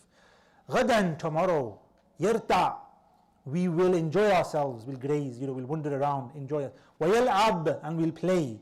وَإِنَّ لَهُ لَحَافِظُونَ, and surely we will look after him and be caring of him, right? So we realize, we learn, you're allowed to go out and enjoy yourself and play. Wow, Islam allows us to do that. Yes, Quran tells us we're allowed to do that. The prophets and their children did that, alayhi salatu wassalam, right? Some people think we just have to sit in the mosque all the time, Sufyan, and pray 24/7, right? Maybe in Ramadan reduce the playing and enjoyment, especially if you're fasting and you're going to get tired. But generally speaking, yes, go out and enjoy yourselves and spend time and have picnics. And as long as you don't do anything of disobedience to Allah subhanahu wa ta'ala, seeing the creation of Allah and relaxation is perfectly allowed. قال إني, so قال Yaqub alayhi salam. Yaqub alayhi salam said, إني لا يحزنني, surely it saddens me. I think I read the huzn occurs 42 times in the Quran. I think I read this. Huzn. Right? Huzn has various meanings of sadness, grief, even anxiety, worry. It's a strong word. It's often used for the future tense. La khawfun alayhim wa la hum yahzanun. They will not have any worries, grief, any problems. But what is Yaqub alayhi salam saying? He's using a strong word for himself. Inni la yahzununi, it really grieves me, it really saddens me, really hurts me, puts me in immense worry. Today, kids go out, come back, this, that, we're worried about them. We weren't in the past, we are now. Yaqub alayhi salam was not worried for his sons going out and playing, even with Yusuf alayhi salam. Surely it saddens me, an tadhhabu bihi, that you go with him. وَأَخَافُ أَن يَأْكُلَهُ الذِّئْبُ, and I fear that a wolf may eat him. Dhi'b is a wolf. Right? Now, in the Tafsir, in the commentaries, it mentions that Yaqub alayhi salam also saw a dream. He also saw a dream. In his dream, he saw 10, not stars, he saw 10 wolves. So why did he use the term wolf? He got it from his dream. And he saw that they were on the top of a hill, and they were throwing Yusuf alayhi salam down to the bottom of the hill. So this was like the well, where he saw a hill in the dream. However, one of the wolves was trying to dissuade and not allow the other 9 wolves to be aggressive, which was the older brother, right? The one that was showing a bit of reason. So Yaqub alayhi salam, he's a prophet. He knew this. Allah revealed it to him. It didn't stop him from feeling all the worries and anxieties and at the end of the day, it's not easy to say, here's my 3-year-old, Allah, take him. No, we're going to submit. Ibrahim alayhi salam submitted, but it's not easy. Ibrahim alayhi salam, what did he do first? Sacrificed a sheep. No, this is not the dream. He wanted to avoid the real thing, but sami'na wa ata'na, Islam, submission, right? So he submitted. Yaqub alayhi salam knew, I have to submit. But it's not easy to submit, guys. This is the lesson. Yes, we're going to be hard times. We're going to submit, but it's not. Don't think that you're going to have to find complete peace and harmony in your heart. No, it can be hard to endure these difficult times. So Yaqub alayhi salam is saying, I'm really saddened about all of this, right? And I know what's going to happen. You're going to take him, the wolf's going to eat him, you're going to bring back a piece of cloth or his shirt with blood on. Yaqub alayhi salam knew of the rough idea of what their plot was. وَأَنْتُمْ عَنْهُ غَافِلُونَ, whilst you are regarding him heedless, you're not aware of him. This is his statement. So I fear that this is what's going to happen to him. Okay, so he's not telling them directly, you are going to abandon him and get him killed, this, that, because I fear a wolf is going to do this. Whilst you are ghafil, you are not intentionally, abandoning him, you just forgot about him. So he's not being direct in the way he wants to give them the message that I know what you're going to do to him, please don't do it. He can't stop it. He's not allowed to. The revelation doesn't permit him to have this direct conversation, even though he knows, even though he's got very strong knowledge and revelation from Allah subhanahu wa ta'ala. So but he's trying his best, and this is what he does throughout the surah. Yaqub alayhi salam is trying his best to find a way to help Yusuf alayhi salam, believe it or not, find a way to help his sons as well. Actually, he wants to. They're his sons. Remember, he doesn't want to get them into any harm or trouble. So he's trying to dissuade them. Yes, he's trying to help them understand, to change their ways. It hurts him what they're doing for their sake, not just for Yusuf alayhi salam. Qalu, they said in response to his notions, his thoughts, like akalahu dhi'ab, if a wolf was to eat him, وَنَحْنُ أُصْبَى, while we are a huge strong group, 10 of us, إِنَّا إِذَا لَخَاسِرُونَ, surely we are amongst the losers, we've got no chance then, right? You can't think that of us, right? In other words, you have to let us go. You haven't got an excuse, in other words. So it doesn't tell us the next part that this is what happened. فَلَمَّا ذَهَبُوا بِهِ, so they went with him. So that means Yaqub alayhi salam agreed, then later on they went out and they ended up being somewhere. وَأَجْمَعُوا أَن يَجْعَلُوهُ فِي غَيَابَةِ الْجُبِّ, right? So they were unanimous. Ajma'u, they agreed. Ijma' comes from this word, to agree, to be unanimous. Meaning they had a discussion. Ijma' doesn't come without debate, without discussion, without difference of opinion. So what Allah doesn't say here is they had a discussion, they differed over what to do. We have an inclination over it, or it was mentioned before, that the suggestion of the older brother. But that's what happened here again. So again they were thinking, what shall we do? Throw him down the well, kill him, do this, do that, make up a story. So they were deliberating, plotting, but when they had eventually decided on what to do, ajma'u, consensus had been reached, decision has been made. Not democracy, consensus. Right? So it wasn't like 9-1, it was 10 out of 10. That's what the word ajma'u means, all agreed. So they had a debate and discussion till then. What was their discussion? What was their final outcome? We're going to put him down this well, this jub. The word jub in this surah means a well without structure. So it's just a hole in the ground with like a cage over it. So it's there, you can tell it's a well, but it's not one of those wells where you have a structure around. It's a jub, that's called a bi'r. So we're going to do that. The other part of the plan is we're going to take his shirt, stain it with the blood of an animal, if they're going to kill an animal and get blood, right, some kind of sheep or goat, I'm going to take it to our father and say a wolf ate him whilst we were gone playing and we left him with our stuff. We came back and that's it, we're sorry, what can we do? This is, and you're not going to believe us. They said that, you're not going to believe us, right? I don't think anybody believes them, but that's what people say when they want you to believe them. You're not going to believe us, and no, we shouldn't. So they decided to place him in the ghayabat al-jub, the darknesses, the depths of this jub. So it mentions, and this is where it mentions it, at the time when he was being lowered, they lowered him with this shirt itself, and they tied him up.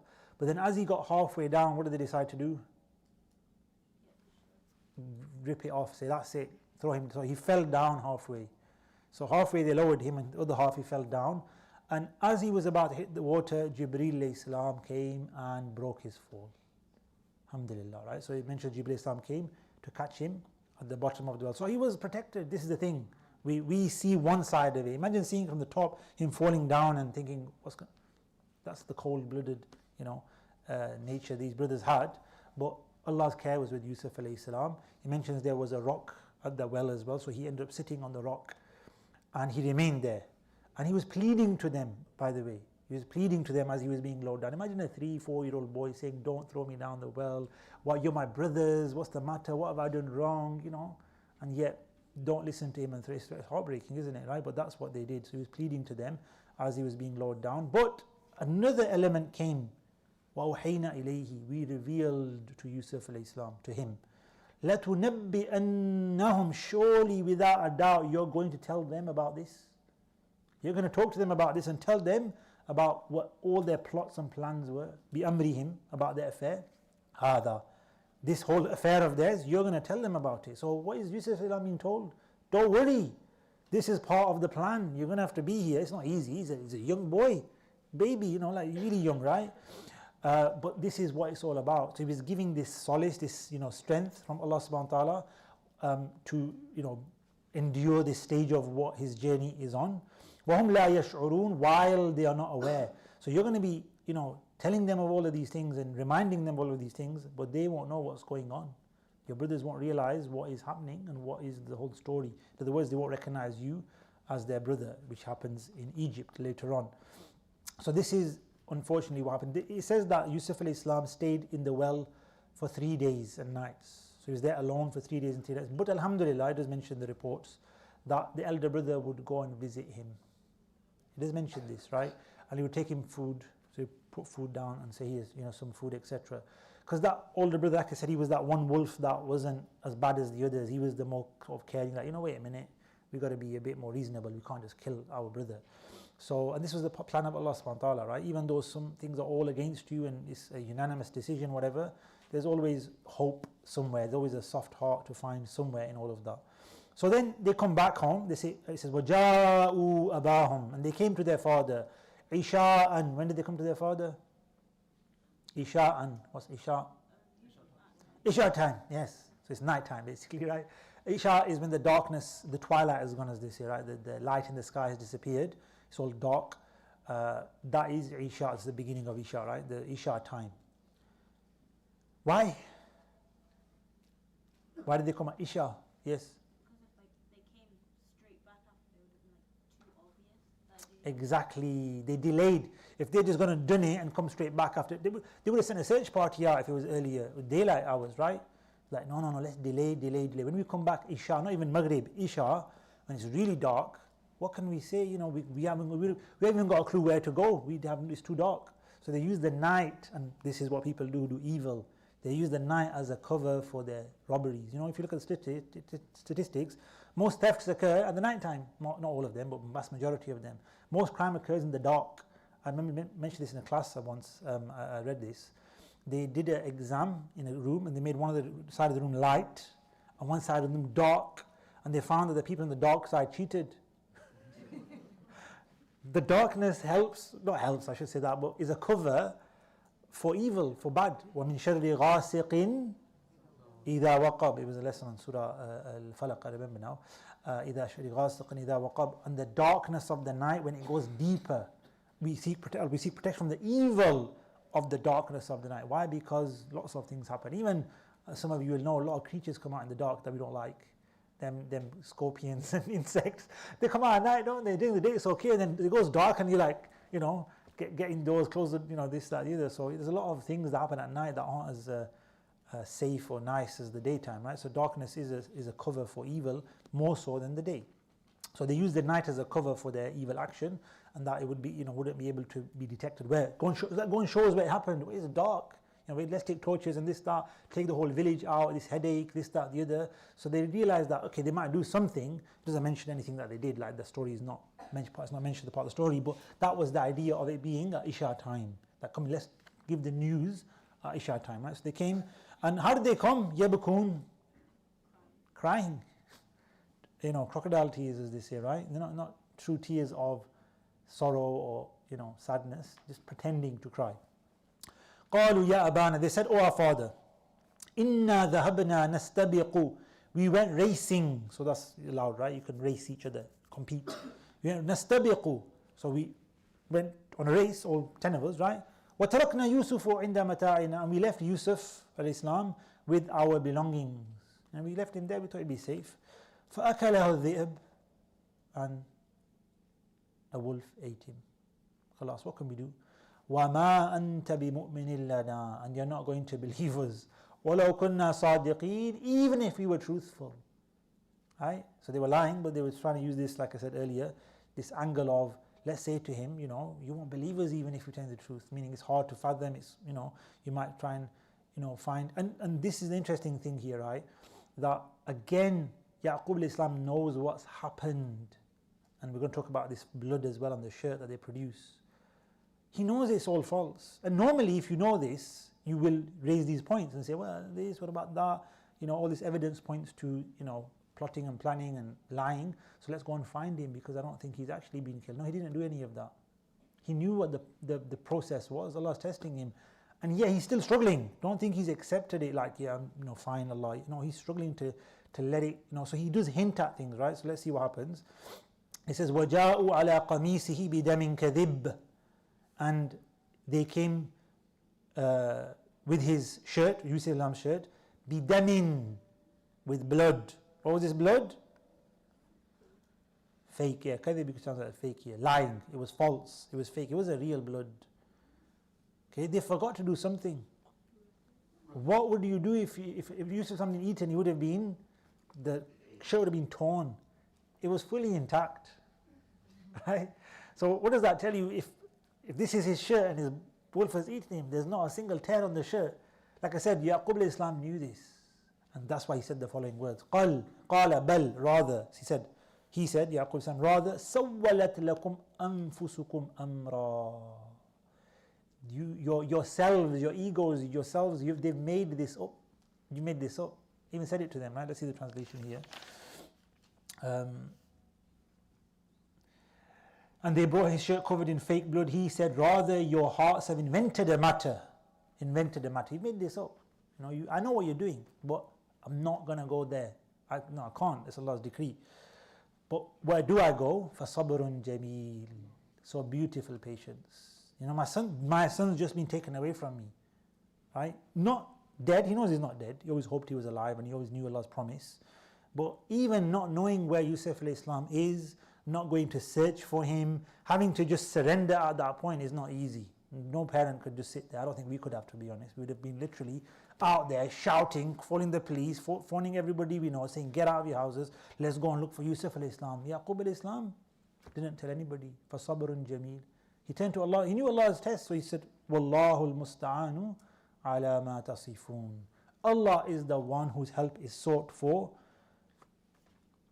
against what you relate, once you describe, tasifun, wasf, right, to describe what you're saying basically. So in other words, I've got to be patient, and I've got to seek that patience and help from Allah subhanahu wa ta'ala in this situation.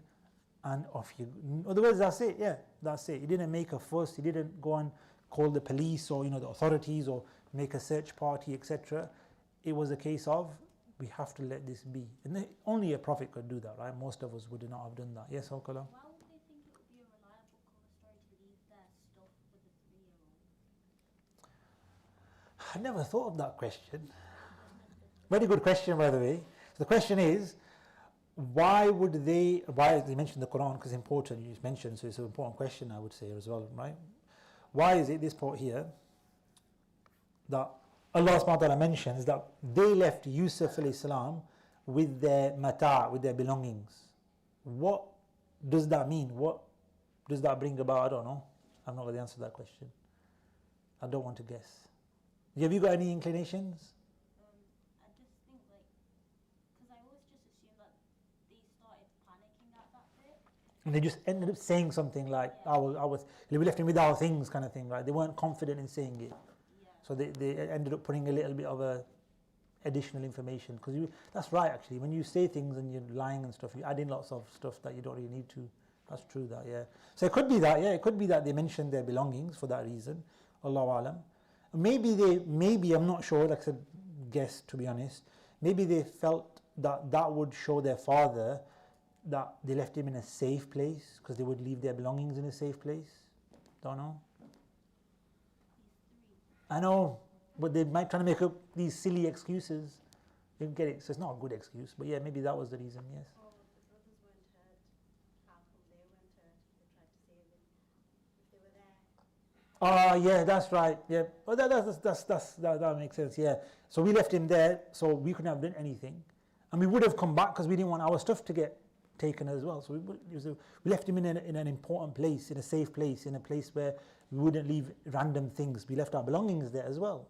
So it's using it as maybe a disguise over. Wouldn't be a safe place if the wolf is there. That's the thing, it's a bad excuse for a safe place, yeah. They're trying to make up an excuse for it being a safe place, but we can see that through it, like you can, that it's not a safe place. They're just trying to make up this. So yeah, that's probably kind of what they were trying to do by adding that information, Allahu alam, making more excuses for themselves. So this is what's happened now. Okay, again, change of scene, because lessons to know. Evil starts with jealousy and negative thoughts. Iblis, right, the parallel between the brothers and Yusuf Islam and Iblis and Adam Islam. Evildoers plot to undermine the good people, right? So this is what evildoers do. What do they want? They just want Yusuf to be out of the way. That's the nature of evil when it comes. It doesn't look at who's good and bad. It just wants people out of the way. People of truth are given assurance from Allah. Now, you might say, oh, well, they were prophets and they have revelation. Not necessarily that's the case. We have been given the promise by Allah subhanahu wa ta'ala. So we have been given revelation via the prophets. So we have the promises. We have the knowledge, we have the understanding. We know the Muslims will be victorious. We know the Mahdi will come. We know Isa alayhi salam. I'm not trying to say we'll wait for that, but I'm saying we know ultimately the outcome is for the muttaqin. Wal aqibat lil muttaqin. The Quran says it so many times, right? The Prophet told us, Inna nasra ma'as sabri. Victory is with patience, endurance. You got to wait for it. Yeah, that's it. Be patient and endure, persevere. Victory is for you. So we know the glad tidings are there for us. So what does that mean? Allah's with us during that whole time. He's not abandoned us. He wants us to go through that process. So Allah gives reassurance, or assurance from Allah. A reassurance, probably a better word. We must, like the prophets, remain steadfast in the face of these bitter challenges. Okay, they're bitter, they're hard, but we've got to remain steadfast. We've got to endure like the prophets, right? This is the thing. Again, don't think that, they're the prophets, they can do it, we can't. No. The reason why Allah chose human beings to be prophets was for them to be examples for us. For us to say, well, they were prophets, it's too hard to follow them, is against the whole purpose of them being prophets. Human beings were prophets to show you human beings can be obedient, can persevere, follow their example, take inspiration from them. I should have mentioned actually, if you go back to Surah Hud, at the end of Surah Hud, those of you got your app and stuff, the second to last ayah, not second to last, sorry. 1, 2, 3, 4, 11, 1, 2, 0, ayah number 120. It says, I'm just going to read the English translation. And we relate to you from the accounts of the messengers, all that through which we may strengthen your heart. And there has come to you in this the truth and an admonition and a reminder for the believers. So let me repeat that. In all of what we relate regarding the messengers, so in this Surah Hud, Ibrahim is mentioned, Yaqub Nuh is mentioned, Lut is mentioned, Shu'aib is mentioned, Hud is mentioned, Salih alayhi salam is mentioned, etc. So there's several prophets mentioned. And then at the end of mentioning all those stories and the lessons, obviously there's lessons and challenges they faced, Allah says, and we relate to you from the accounts of all these messengers in that through which we may strengthen your heart. لِنُثَبِّتُ, or is it? مَا نُثَبِّتُ بِهِ فُؤَادَكَ. So what do we want to gain from the story of Yusuf al-Islam? What is Allah telling us we will gain? Our hearts will become strengthened. When we relate and learn about the lives and the stories, the real life stories of the prophets, it strengthens our iman, our resilience, our determination to carry on with life. وَجَاءَكَ فِي هَذَا الْحَقُّ وَمَوْعِظَةٌ وَذِكْرَى لِلْمُؤْمِنِينَ. And there has come to you in this the truth, maw'idah, an admonition, take heed, and a reminder for the believers. So again, it's not just for the Prophet ﷺ, of course it's for him primarily, the Quran is revealed to him, but it's for everybody who believes and follows the Prophet ﷺ to take those lessons and blessings from the stories of the pious predecessors and the Anbiya. So there's more to talk about. Important aspect of life. Okay, yeah, isolation times of difficulty. Where's Yusuf al-Islam now? In the well. Anybody with him? Other than Allah? No. Happens to us, doesn't it? We're all alone. People get really depressed and sad. I'm all alone. I've been in that situation. We've all been in that. It's not a bad thing. Allah wants you to be alone sometimes. Right, Adnan? It can be very doom and gloom, but alhamdulillah, we've got to get over it. Maryam, when she had to leave her people to have a baby, right? She had to be away. Obviously, her situation meant that she couldn't be with anybody. Obviously, a miraculous birth, but it was a challenge for her. She was alone, right? Musa alayhi salam, when he fled from Egypt, he was a fugitive almost, right? If that's the right word. Our Prophet sallallahu alaihi wasallam, he left the people and he went to Ghar Hira. Exactly. Isolation is sometimes needed to strengthen us, to build us up, to develop growth, as we talked about. Hopefully some of us are going to be doing this isolation soon. When? Ittikaf. And that's the point of it. My advice to anybody doing ittikaf, don't talk to anybody else. The whole purpose of ittikaf is not to interact with anybody else and to focus on your worship. And yet, most people make ittikaf like a chilling club. Yeah? Gub shop, talking, not the sisters, the brothers, right? Sorry. In the masjid, I see, you see the ittikaf, they're all talking, they're all having a laugh, they're all on their phones. It's like, what was the point? Allah bless you, I accept your ittikaf, but come on, this not you've lost the meaning of ittikaf, right? And isolation. And ladies have it a bit easier because you're at home by yourself in a room. That is isolation proper, right? Brothers have to share a masjid hall with sometimes 5, 10, 20 other people. So it can get distracting in that setting, which is probably not as good as an isolated itikaf. The Prophet would go into his own tent and not talk to anybody. He wouldn't go into the masjid and start talking to people. He would just spend his time in his own tent, isolated for the last 10 nights of Ramadan. Of course, he would lead the prayers, he would answer a question, anything that needs to be done is done. Don't like shun people during itikaf. I'm itikaf, brother, don't talk to me and walk off, right? No, that's being rude and not good for itikaf. Assalamu alaikum, wa alaikum salam. Go to your room, yeah? Brother, make dua for me, jazakallah khair. People come and give you food in itikaf. Brother, take this food, open your fast with my food, do dua for me. People want rewards, right? So people may interact with you for good reasons, have those interactions. But otherwise, no, itikaf is about worship, isolation, being by yourself. So it's important we have that in parts of our life. Sometimes it's not by choice, as we can see here as well. So don't think that if it's not by choice, it's a bad thing. Allah subhanahu wa ta'ala is giving you. Sometimes as a group, isolation as a group is, what's the example of the isolation as a group? Ashabul Kahf, Surah Kahf, right? Why did they flee? Again, what was the isolation for? Directly for? They're worried about their iman, they're worried about the immorality of society, so they isolated as a group from that, right? إِذْ أَوَلْ فِتْيَةُ إِلَى الْكَهْفِ. They took refuge to protection, إِلَى الْكَهْفِ. Young men as well, they weren't old, they weren't like babies, they were in their prime, right? The chivalrous age, fitya. So they went to the cave, why? To seek protection from the evils of their society, right? As a group. So there's lessons for us as well.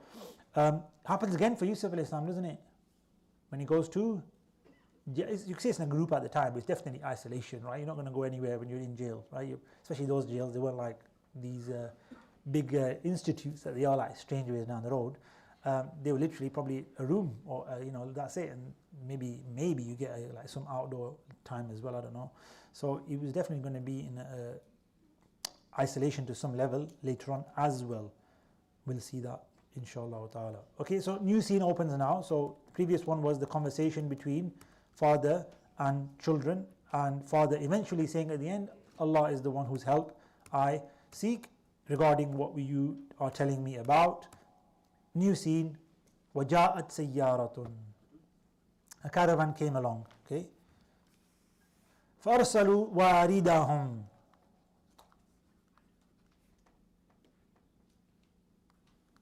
Did they say water boy? Is that what they say?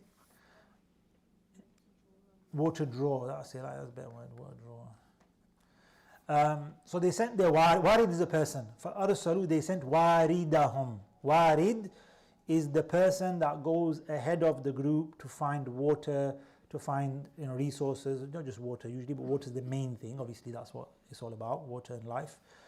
So he was the one going. The wird is the source of water, by the way. So the wird is, this is also in spirituality, they say the wird is the zikr, and the warid is the gift that comes with the zikr.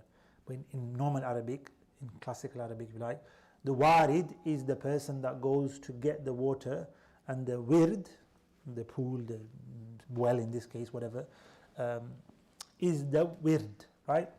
Is the source of water. So the caravan was passing by. So what does that mean? It means that it was not on the path. The caravan is on the main path. And like we said earlier, the brothers of Yusuf didn't pick the middle of the path on a known well to do this in. It was away to the side. So that means by the plan of Allah, remember this is all the plan of Allah, by the way, and I'm not mentioning a lot of the intricate details that I've missed out. Why at that point did they decide to send somebody for water? What could it have been? Allah subhanahu wa ta'ala, that's it. Allah put it into their heart that we need water. Well, Allah made them lack water at that time. That they're like, oh, you know what, we're running out of water. Send somebody, our warid, go and find water at the same point where they parallel to or alongside somewhere the well Yusuf al-Islam is in.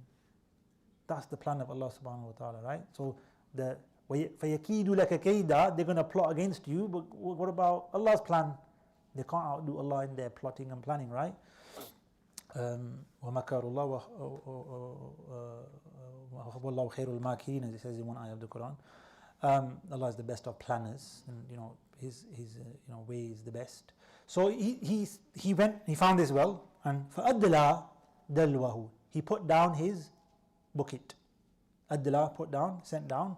Dalu is a bucket of water, or bucket that you put down, or a container that you put down to get water out of a well. He brought it out, obviously, and he said, Ya Bushra hada ghulam.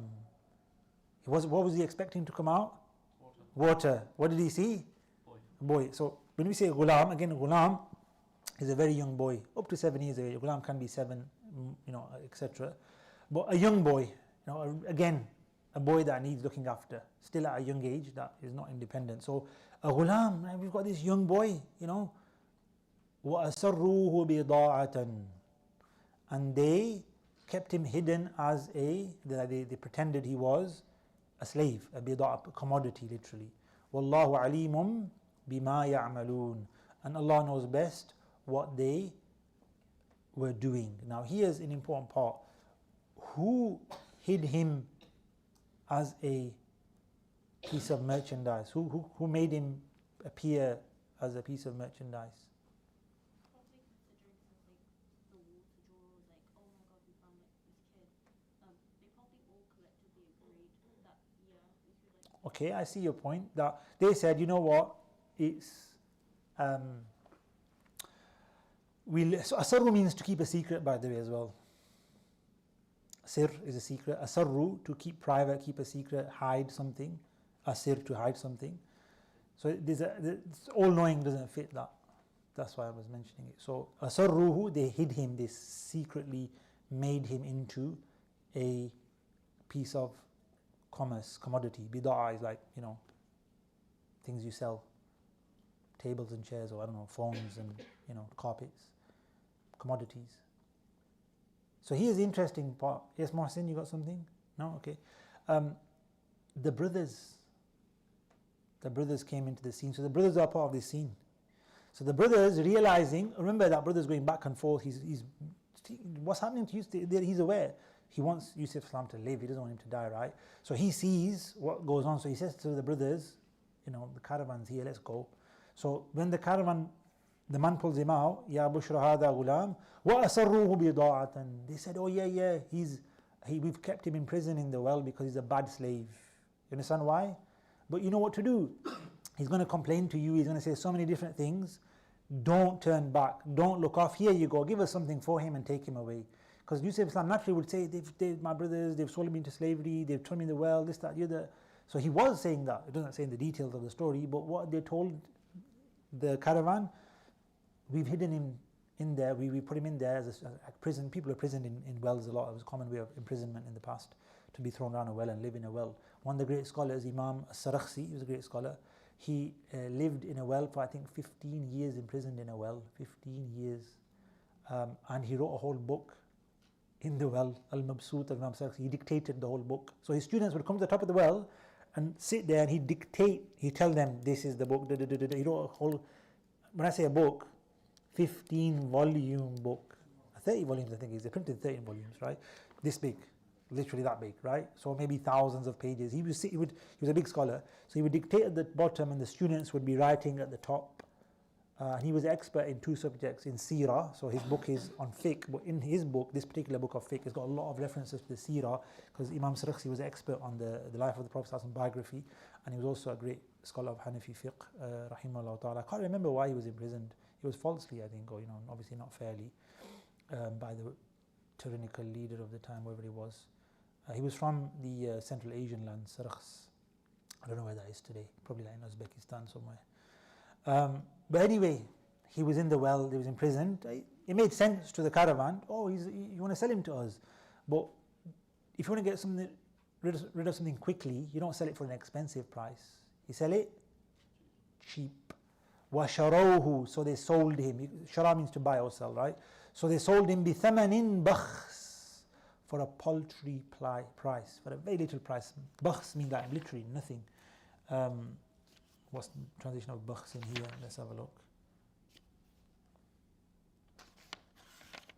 I went back to the previous surah, that's why it's gone away from all of that. Okay, here we are. And they sold him for a trivial sum of specified dirhams, and they were not inclined to him at all. Meaning they had, inclined as in, we'll talk about the zuhud they had in a minute. So they sold him for dirahim ma'duda. Dirahim are silver coins. Ma'duda means numbered, meaning counted. What does that mean? Why are they counted for? When in those days you would sell with large amounts, and slaves were sold for huge amounts, and Yusuf Islam was a big commodity, worth a lot, and he sold for a lot, by the way. So here's the cheap sale. Who purchases him in Egypt? The Aziz. Do you think the Aziz is going to purchase something cheap? No, he saw, everybody saw, what an amazing young boy this is. And they wanted to buy. Who could afford him? The kings, the leaders, the high status people. So a wealthy person bought him, right? So that's what happened in Egypt. In this stage, it was the brothers getting rid of him.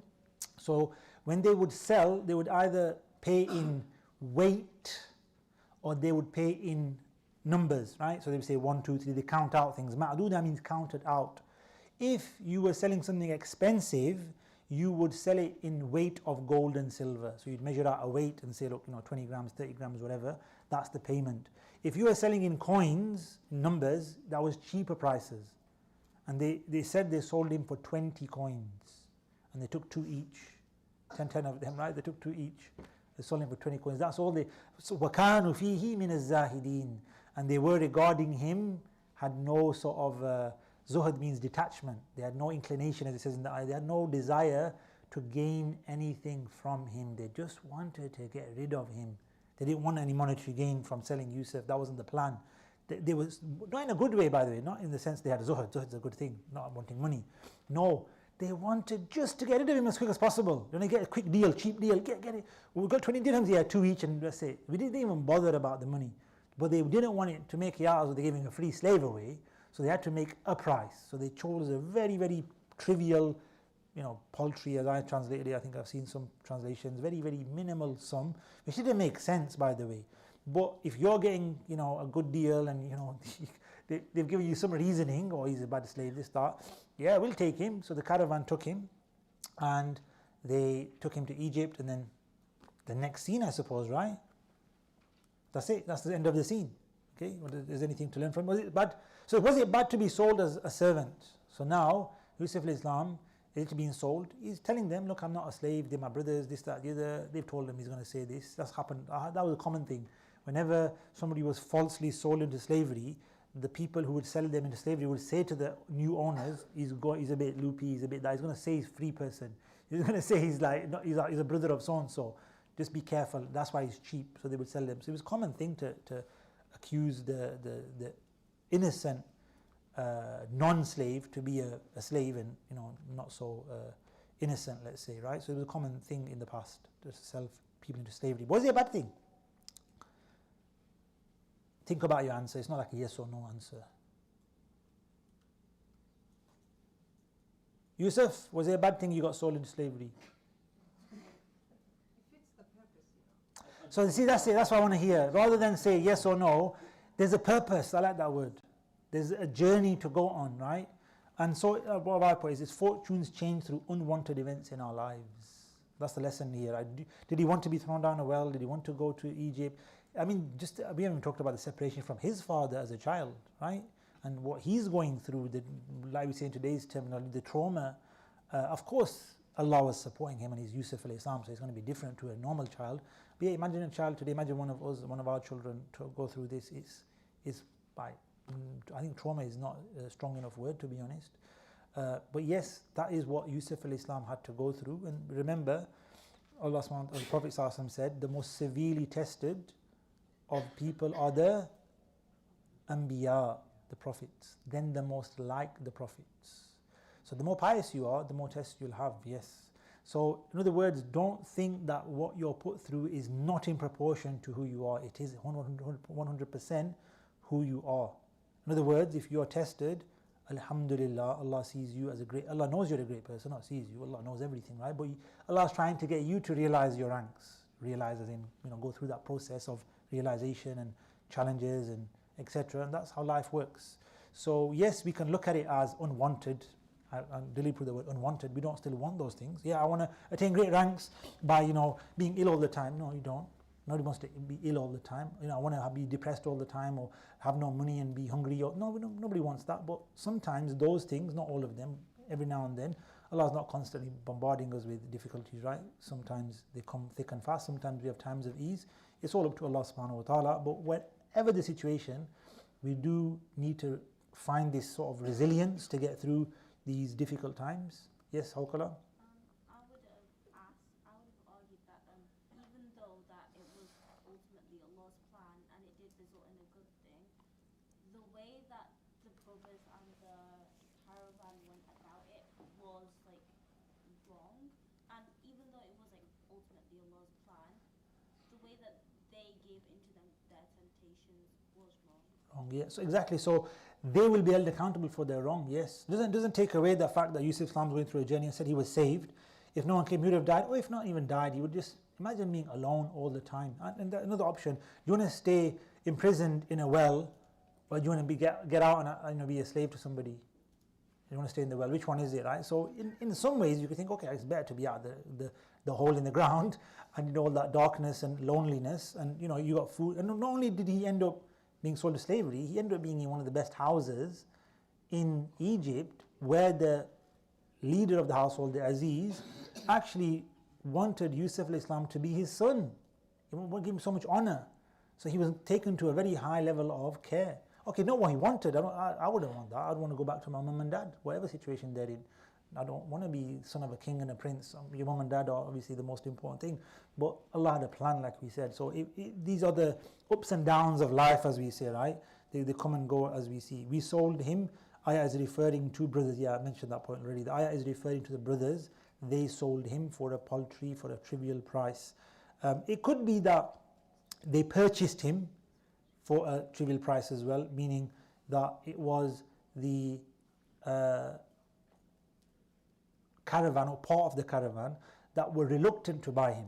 But we'll give you a little bit, and they were like, okay, we'll take a little bit. So the brothers kind of were the ones that caved in, and it was the ones that were trying to get the sale but had no one to buy, and the caravan eventually caved in and said, okay, look, we'll give you something. Just this is. So they weren't even willing to buy him And then that makes sense if you look at the rest of the ayah.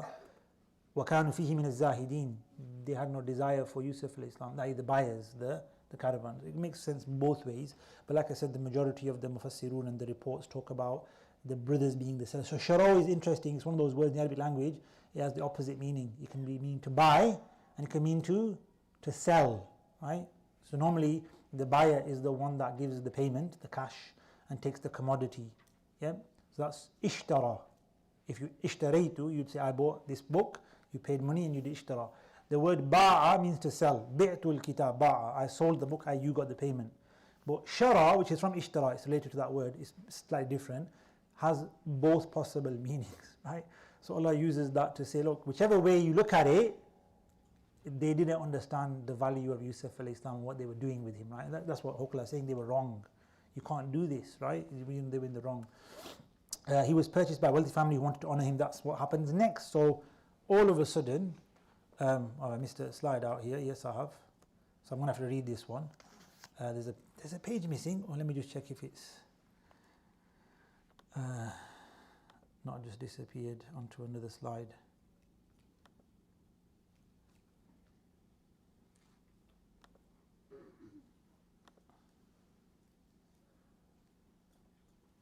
If not, we all need to go to ayah number 21 of Surah Yusuf, because that's 22, wasn't it?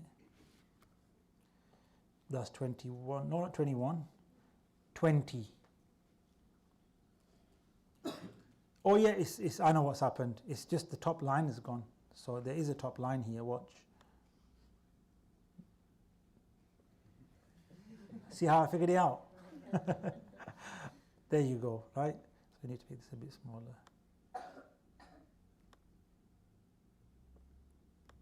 Because it is, this is ayah 21. So ayah 21, I was like, this is the ayah. Oh yeah, it's cut in half. So we can go back to this. Okay, alhamdulillah. Let that load up. Okay, so the next ayah is, so then the next scene now. So it doesn't say there was an auction, there was a sale, this child. No, Allah skips all of that, the whole journey of the caravan to, from that land of Canaan to Egypt, etc. That all taken out of the story. And we get to the stage where the Aziz, the one who's purchased Yusuf alayhi salam, comes home and says to his wife, look after this ghulam, this child, right? So he says, وَقَالَ الَّذِي اشْتَرَاهُ, and the one who purchased him, ishtara Yusuf, min Misr, from Egypt, he said, لِمْرَأَتِهِ, to his wife, أَكْرِمِي مَثْوَاهُ, ennoble his station here, right? Accommodate him with honor, right? And look after him in mathwa means where we're going to keep him is this home, right? Asa an yanfa'ana, it may be that he blesses us, benefits us. We will take good from him. He's a beautiful child. Or nattakhidahu walada, or take him as an actual son, walad, that child. Okay, so they really loved the one who purchased him really loved him, wanted to take care of him, and went home and told his wife, this is a special child, look after him. Don't treat him like a slave, in other words. No. So Yusuf Islam wasn't sold ultimately into slavery. He was actually became a beloved, so it was like freedom. He became a beloved member of the household. Yes? Did the king and what, do they not have any other kids as well? It doesn't seem like it, no, yeah. It seems like they didn't have any children, so they were obviously wanting to have a child, let's say, so it was like you say adopted child almost, yeah. So was he freed? Yes, he was freed, yeah. So that's the thing, prophets aren't slaves, so although he was sold falsely, so he wasn't a slave, when he came to Egypt and he was purchased as well, the new owner, if you can say at the time, said, you know what, we're taking him as a special person in our household. He was what we could say a servant, he was looking after the house, but he wasn't treated as a slave. So he was not sold into slavery, or he wasn't treated like, you're a slave, etc. So he was a bit like Zayd. Yeah, a bit like Zayd, the son of the Prophet ﷺ, who was a slave, then was an adopted son. Yeah, exactly, a bit like Sayyidina Zayd, the adopted son of the Prophet ﷺ. Yes, Ali? Alaikum salam. Did the Aziz, according to scholars, have some kind of inspiration? Yeah, they say, I'll talk about that later, yeah. So we've got to talk about, there's certain people who had what they call firasa. 3 people had firasa, that's one of them. We'll talk about the other 2 when it comes to that time, inshallah. Actually, we'll talk about it now. So there's 3 people, and do you know the 3? You forgot them, okay. So there's 3 people, they say they had foresight when they made decisions. One of them is the Aziz of Misr when he bought and took Yusuf alayhi salam. He saw that Yusuf alayhi special. Okay. Anybody know the other two?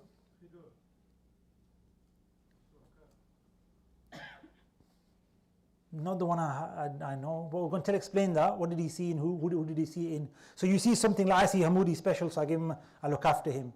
I give him a certain decision, I make a decision.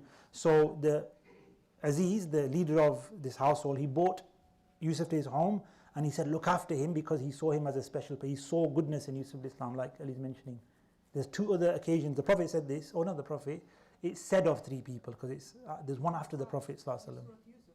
No, in life, in Islamic history. So one of them, this is after the Prophet ﷺ, is Sayyidina Abu Bakr. Can anybody tell me what decision he made regarding what person? I thought it was obvious. Like when the Quraysh asked him, said, No, after the Prophet ﷺ. He made a decision for a person. No, that's a good one though. So when he put Sayyidina Bilal and freed him, no. When he appointed Sayyidina Umar as the Khalifa. You get it? So he saw Umar as the best person for the Ummah. He saw that in Sayyidina Umar. So he made him the Khalifa before he passed away. And then Sayyidina Umar took control of the Muslim affairs. So they say that Sayyidina Abu Bakr made a wise decision in what he saw in somebody. And the king of Egypt made a wise decision, not in this part by the way, it was later on when it comes to appointing Yusuf alayhi salam as head of treasury. That's the actual one you were referring to, you jumped it a bit there. That's what I was going to say, we'll do it later but we might as well do it now. So it was the king of Egypt that appointed Yusuf alayhi salam as head of treasury and then later on head of the kingdom. So he was head of Egypt, he trusted him so much. But what's the third one? There was a third person who made a decision regarding somebody else, gave him a position, a role. That was a wise decision of foresight or insight. Anybody know this third person? And? No. Yes?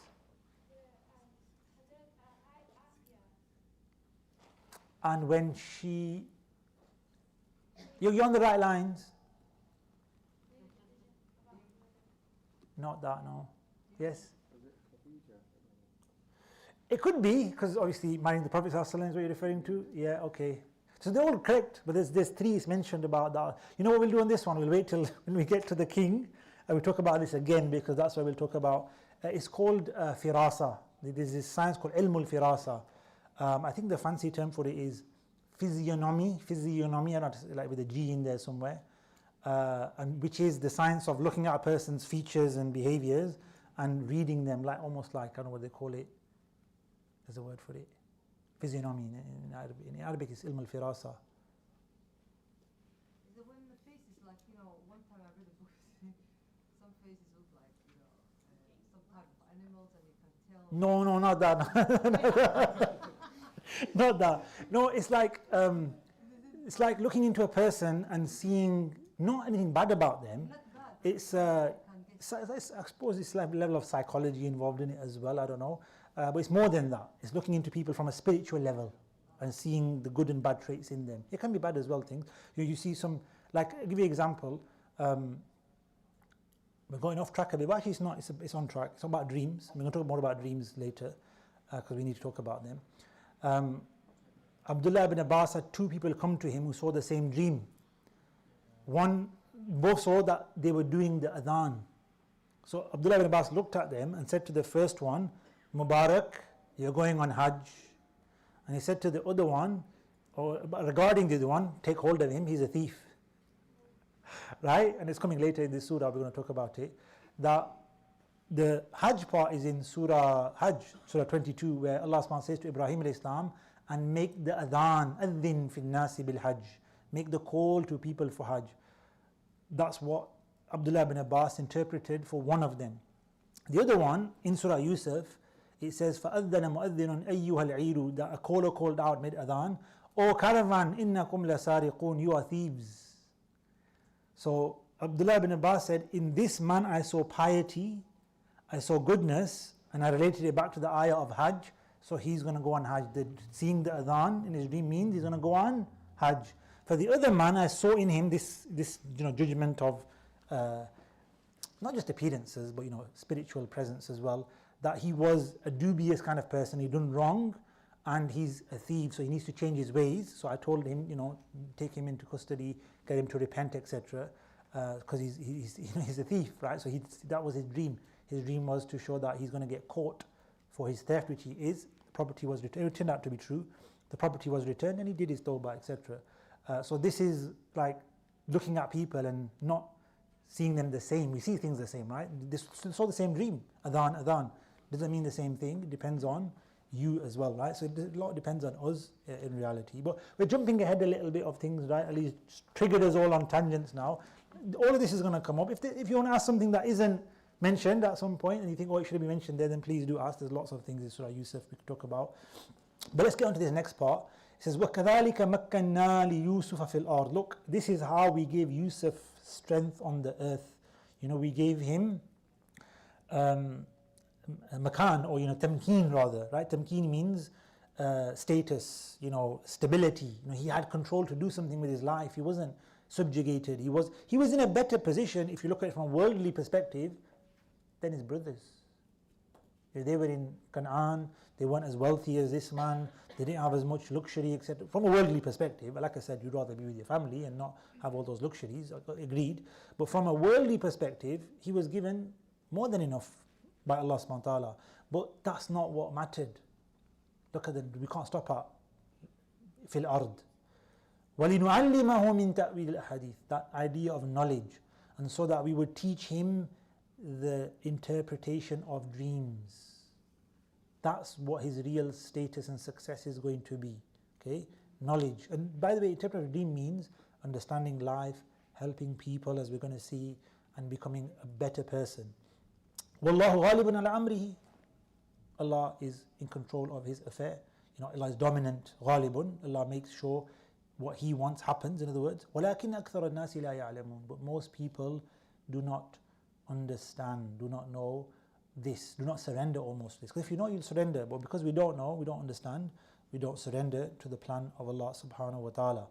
And then again, he lives a beautiful life, grows to be a young, strong man. That's what I've got next. Oh yeah, that's what I meant, understanding. The Prophet says, if Allah intends good for somebody, He grants him understanding of the religion. مَنْ يُرِدِ اللَّهُ بِهِ خَيْرًا يُفَقِّهُ فِي الدِّينِ. Famous Bukhari hadith, mashallah. Whoever Allah wants good for, He gives him understanding in the deen, the religion. In one hadith, Prophet ﷺ said, خَيْرُكُمْ فِي الْجَاهِلِيَّةِ خَيْرُكُمْ فِي الْإِسْلَامِ. The best of you in Jahiliyyah or the best of you in Islam. إِذَا فَقُهُ. If you have understanding, if you have knowledge and learning. Right? You have to. This is the element. The knowledge has to come to develop, to grow. Now that doesn't mean you've got to read a book. Knowledge is life experience, is what we're looking at. Of course, for the prophets, Allah says it there Himself. He teaches them. He gives them revelation. Why was Khidr al-Islam so great? Allah taught him. وَعَلَّمْنَاهُ مِن لَدُنَّا عِلْمًا. We taught him knowledge from ourselves, special knowledge, right? This is what gives people understanding in life to move forward. But we have that knowledge, alhamdulillah, is right in front of us, literally there. The Quran. That's the knowledge we need to gain. The knowledge of the book of Allah subhanahu wa ta'ala. It will help you in every aspect of life. I don't know, in your marriage, your parents, your children, jobs, calamities, hardships, even looking at the beauty of life and the surroundings. Knowledge of the Quran, understanding of how to approach everything in life is in the Quran. We just need to get that knowledge and learn it, inshallah ta'ala. وَلَمَّا بَلَغَ أَشُدَّهُ. And when he reached ashud, and again it's different over when his ashud is. Ashud is usually 40 years of age, but it can't be that late. It's not going to be 40 here. So ashud means strength in the sense of he reached adulthood. So it could be 15, it could be 18 here, but he's an adult now. So several years passed by. Again, we don't have that transition. It's another scene here. What does Allah say? آتَيْنَاهُ حُكْمًا وَعِلْمًا. We gave him hukm. Hukm means decision making, so the ability to decide affairs. Hukm also means wisdom, of course, with hikmah. وَعِلْمًا, and knowledge. So this was bestowed upon him by Allah subhanahu wa ta'ala. وَكَذَلِكَ نَجْزِ الْمُحْسِنِينَ. So this is the way, right? You want knowledge, you've got to be good. Good behavior, piety is one way of gaining knowledge, of God-gifted knowledge. وَاتَّقُوا اللَّهَ وَيُعَلِّمُكُمُ اللَّهُ. Allah says, end of Surah Baqarah, towards the end, fear Allah and Allah will teach you. وَاتَّقُوا اللَّهَ وَيُعَلِّمُكُمُ اللَّهُ. Fear Allah and Allah will give you knowledge, right? So taqwa of Allah is a source of gaining knowledge. Having ihsan, muhsinin, and by the way, this word muhsinin is mentioned in several parts of Surah Yusuf, right? And Yusuf al-Islam always refers back to the muhsin himself. We'll see this in a few places. I.e., whatever happens, we've got to do the right thing. We've got to be in our best behavior, regardless of the situation. Why? Those are the people who get the best rewards, or the rewards are like this, i.e. they're given knowledge and wisdom and growth through being good. So it says, what happens now? He grows up, he's a handsome young man, besides with knowledge and good character. Although his brothers want him to suffer, looked after him in a better way and had more blessings planned for him, right? So again, they didn't want him to suffer forever and ever, but they did at that time. They wanted him to, be killed. Some wanted him to be killed. Others like, no, let him get him away. The fact that you're separating a child from his father is a big enough suffering, right? And that hasn't been replaced fully, of course. You can't replace that. And mother, although like I mentioned before, his mother already passed away. So it's difficult still for Yusuf Islam. He's not completely happy there, but he realizes, alhamdulillah, this is Allah's plan. And he's growing up to understand this. He's been given the wisdom and the knowledge as he grows up that, okay, I've been away from my father, I've been here. And also one other thing here, right? And through all of this, both Yusuf al-Islam and his father never tried to make contact, right?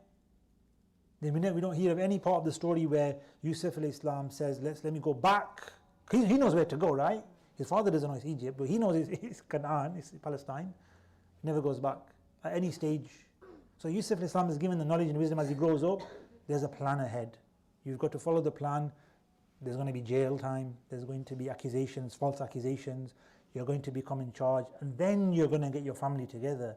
Remember, he's seen the dream as well, remember. He knows that dream is a good dream. Because his father's told him, don't tell anybody because it's a good thing for you. People are jealous of your blessings that you're going to get. What is it I'm going to get? Leadership. The knowledge is coming to him now. I'm going to become a leader. I'm going to become in charge. My parents are going to come to me. They're going to be all together and safe. So I've got to wait for the plan of Allah to take course. I can't jump the gun. This is what we want. That's why I'm mentioning all of this. We often want things to happen in our way or our terms. No, they happen in the way Allah wants them, how Allah plans them. We've got to try our best to do what we can do to make things as easy as possible during those times of difficulty. Okay, and then it says, وَرَاوَدَتْهُ الَّتِي هُوَ فِي بَيْتِهَا عَنْ نَفْسِهِ. So again, he's older now. And this is the thing, right? The first thing it says there, it says, وَرَاوَدَتْهُ الَّتِي فِي بَيْتِهَا. It doesn't say the woman tempted him. What does it say? Tell me what that means. هُوَ فِي بَيْتِهَا. Yeah, huwa is here, and fi baytiha, what does that part mean? Come on, Arabic students.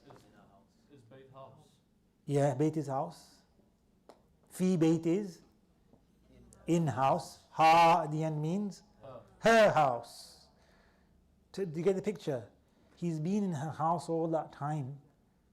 It's going to be much more difficult right now. Outside, one-off thing, you can get away from it. It's in the house, and it's her house. So what is he thinking? Oh my goodness, I'm stuck. It's a really tough situation here. And not only that, temptations only develop over time, especially when there's more and more contact, which is why we keep you separate, right? We don't want you to do silly things, right? But that's what happens. When the more and more people contact, it all starts to be, I know, let's talk about this, right?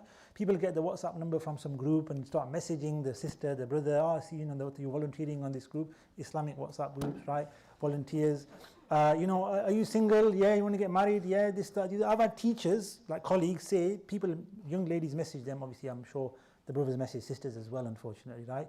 That politely, by the way, have messaged us saying, are you single? Are you looking to get married? In a nice way. But people are so direct these days, right? The way we got social media and you can hide behind, accounts and everything. What are you looking at me like that for, Hokala? I'm telling you realities. Oh, yeah. May Allah preserve our chastity and dignity for everyone. Ameen. But this is the modern world we live in and it's happening. So, we've got to manage it, we can't eliminate it, right? We've got to deal with it.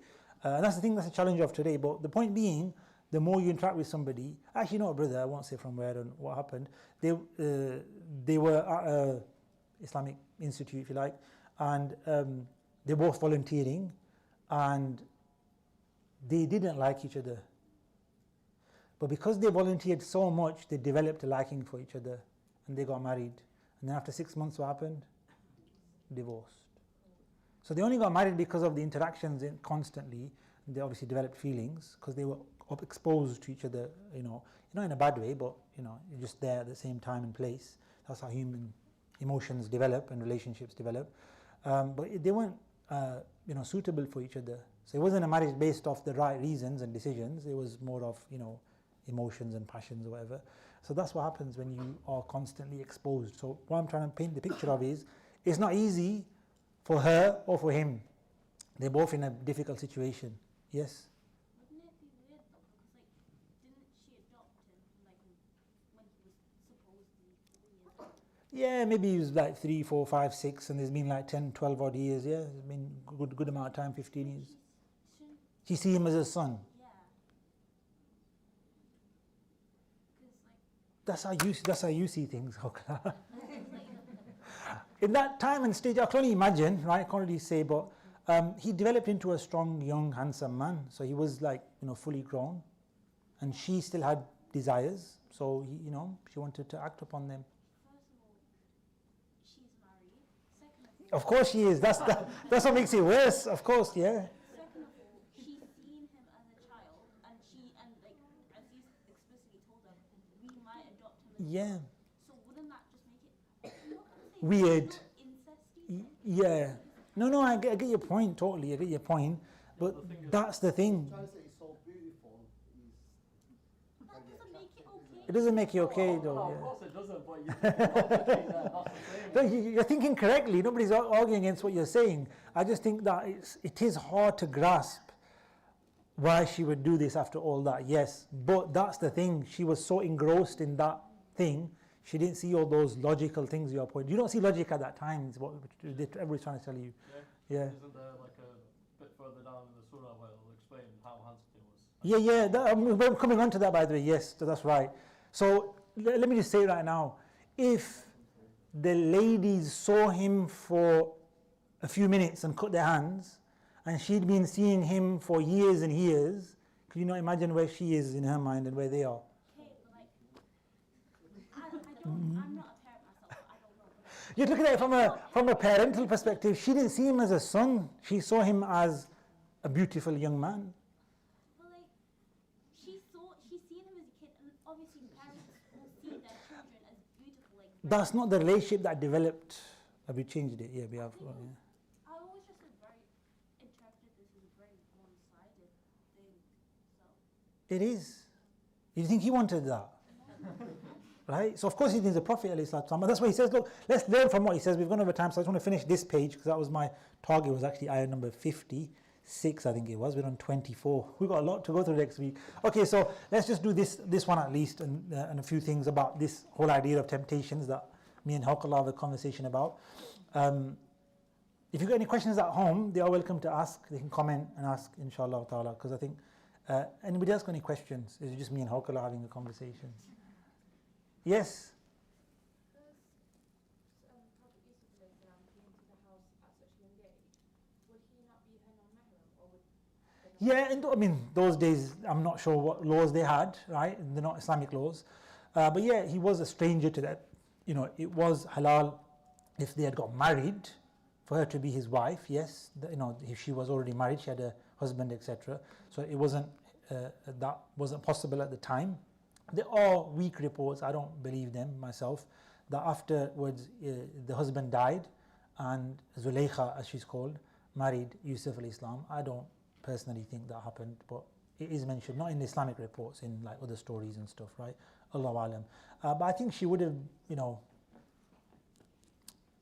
been initially treating him as a child, yes, as a son, but I think soon as she realized or saw his development, changed. And she wouldn't have been that old, right? She maybe, a few years older than him, who knows what age, few years in, 15, 20, yeah. It has to be a reasonable amount, I know. But that's life, right? Okay, let's carry on. So she went to him and she closed the doors. وَغَلَّقَتِ الْأَبْوَابِ. And she don't just close the doors, but bolted them. So, if she'd closed the door, you'd have said أَغْلَقَ الْبَابِ. You've put it to the, you've, closed it in sense of it's not open. When we say غَلَّقَ, we mean bolted as well, locked it up. So it was like, what? Nobody's getting out of this room right now. So when Yusuf was trying to escape, he's not only got to open the door, he's got to undo the locks and all of that stuff. So maybe there was an element of finding the key or something. It's not mentioned that he had to, but he struggled to open the door. We do know that. And the reason for that is غَلَّقَتِ الْأَبْوَابِ, this word here. She, firmly locked and bolted the doors. وَقَالَتْ هَيْتَ لَكَ. And she said to you, what's the هَيْتَ لَكَ here? I want to get the translation right. And she tried tempting her, and she locked all the doors and said, come here. هَيْتَ لَكَ. Okay, come here. He said, meaning, I want you, I desire you, هَيْتَ. قَالَ مَعَاذَ اللَّهِ. So first thing he said was, Allah forbid. In other words, he called upon Allah. So this is a call upon Allah subhanahu wa ta'ala. Oh Allah, I seek refuge in you. Ma'adh Allah. When we say that, I mean, oh Allah, I seek refuge in you, I seek protection with you. So number one, that was his thing. إِنَّهُ رَبِّي أَحْسَنَ مَثْوَاي. He is my Lord. He's made my stay here beautiful. He's looked after me. إِنَّهُ لَا يُفْلِحُ الظَّالِمُونَ. Surely the wrongdoers never prosper. وَلَقَدْ هَمَّتْ بِهِ. And she desired him. She had passion for him. وَهَمَّ بِهَا. And he desired to do something to her. I'll explain this in a minute. لَوْلَا أَرَّأَى بُرْهَانَ رَبِّهِ. Had he not seen the proof, the sign, the light from his Lord. كَذَلِكَ لِنَصْرِفْ عَنْهُ السُّوءَ وَالْفَحْشَى. Likewise, like that, we push away evil and nudity from our pious servants. إِنَّهُ مِنْ عِبَادِنَا الْمُخْلَصِينَ. There's a lot to unpack here actually. We'll do it still though, inshallah. You okay for another 10 minutes? Okay, inshallah. So let's go on to the next one. When challenged at temptations. So you turn to Allah for strength. This is the thing, right? When you have the difficulty, the challenge, the temptation, the Prophet is our example. Yusuf al-Islam is an example here. The Prophet is an example. Ask Allah for the strength to desist. Ma'adh Allah. Allah forbid I do such a thing. Allah help me from falling into this error. Remind yourself of the favors from Him. So going back. Innahu Rabbi. He's my Lord. How can I disobey Him? Ahsana mathwaya. He's looked after me so much. This also, many of the interpretations, is said of the husband, the father, the one who bought Yusuf al-Islam. But the only objection to that is he called him Rabbi, my Lord. It is okay in that sense of the Lord of the house. They call the father Das Rabbul Bayt, and they call the mother of the house or the housewife or whatever Rabbatul Bayt. So you can use the word Rabb for somebody who's in a caring position. So it's not too much of an objection. However, from an Islamic modern day point of view, modern as in Islamic rules today in our time, time of the Prophet ﷺ, he forbade us from calling anybody Rabbi. Yeah, don't call your slave Abdi and don't call your master Rabbi. Say Mawlai. Mawla means slave, Mawla means master. So this is a nice term to use for a slave or a master, Mawla. He's my Mawla, he's my protector, he's my Mawla. But it means like protector. So he's my servant, my protector. He's my owner, my protector. The Prophet gave us different words to use. So using the word Rabbi was allowed then. If it means that, what is he saying to her? If he's looked after me and given me all this, hasn't he given you much more? He's your husband. He's married you. He's given you this house, all this time, all this life. If I'm not going to do this for that, what I've been given, you should have even more reason not to, cheat on him, right? So it could be referring to the husband. إِنَّهُ لَا يُفْلِحُ الظَّالِمُونَ. The third thing mentioned is wrongdoers don't prosper. Fear the consequences of your actions. So he's giving her 3 reasons to stop. Fear Allah. Don't disrespect the favors and blessings of your husband and the household you've been given by doing this, evil act. And do you think anything good is going to come after this? Just following your desires and whims, just releasing that energy? No. So look at the guidance we have as well. When you are tempted with sin, go to these 3 points. I'm disobeying Allah. Ya Allah, I need your strength to obey you. How could I disobey Allah, the one who's given me the blessing? Those hands I'm going to use, those eyes I'm going to use, the tongue I'm going to use, is from Allah subhanahu wa ta'ala ultimately, right? If you look at it from a worldly perspective, you're disrespecting somebody here as the husband, but from an ultimate perspective, everything we do is from Allah, everything we can do is a blessing from Allah. How can we use it against him, to disobey him? That's the ultimate message here. And yeah, fear the consequences. إِنَّهُ لَا يُفْلِحُ الظَّالِمُونَ. Yusuf al-Islam is saying this, but look, he says it in the third person. He doesn't say, you should seek refuge with Allah, oh lady. Don't you know your husband has done good for you? Don't you know that you're a wrongdoer? No, he's using ma'adallah, I seek help from Allah. My Lord has been good to me, and wrongdoers, third person, they don't prosper. He's not being direct. It's another way of being wise in the approach. She wasn't having any of it, right? So then it says this other part of she desired him and he desired her, hamma, right? But we've got to be careful with this, and it's an important thing.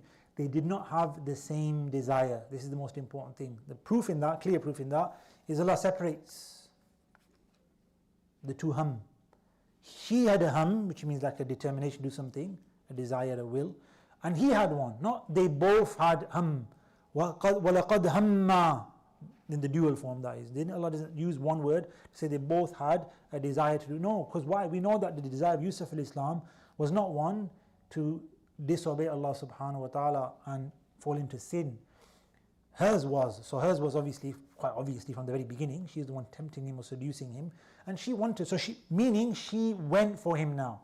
So she decided to do something and go for him and make some action. وَهَمَّ بِهَا, and he also decided to do something, but he stopped. لَوْلَا رَأَى بُرْهَانَ رَبِّي, but had he not seen the sign of his Lord, he would have continued doing what he had decided to do. What was his decision? His decision, this is one interpretation by the way, we don't know what was in Yusuf al-Islam's heart, right? What he desired to do. But one interpretation is that he was going to hit her. He was going to strike her to get out of the situation. You understand? It's not nice, is it, to hit a woman, right? I know she's doing something very bad to you, and maybe you have a right to use physical force, but that's the thing. He was going to use physical force to stop her, but he saw a sign from his Lord not to get involved. Don't even touch her. Stay away. Don't go to that level. Run, basically, as we're going to see in the next ayah, how they raced for the door. We'll leave it at that stage, and they run for the door. That's the end of scene. Middle of scene, we're going to end the episode, right?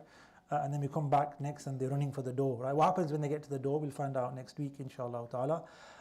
But that's what happens. So what's the proof he saw though? So the proof he saw was one of few things mentioned, so we don't again know the proof. One, it says that he saw the face of Yaqub alayhi salam. He saw his father Yaqub alayhi salam, and that reminded him of the fact that he's got to go through this and to be patient and follow and understand that the blessings are going to be completed as Allah has mentioned. So it was a reminder of the trials and tribulations in. So he desisted, he didn't do anything in response to her. The other interpretation of his, what he saw was, he saw, Allahumma salli sayyidina Muhammad, he saw the face of the husband. He saw the husband, he thought to himself, look, this is his, wife, this is his, he's looked after me so much. So that helped him to desist. But going back to the ham, also the ham was, some have interpreted ham mean he was not in the sense of inclined towards her to do something, but there was a moment that occurred to him, just like let's say Adam alayhi salam and eating from the apple. He didn't want to disobey Allah subhanahu wa ta'ala. He had a clear command, don't eat from this tree or the apple or the tree, right?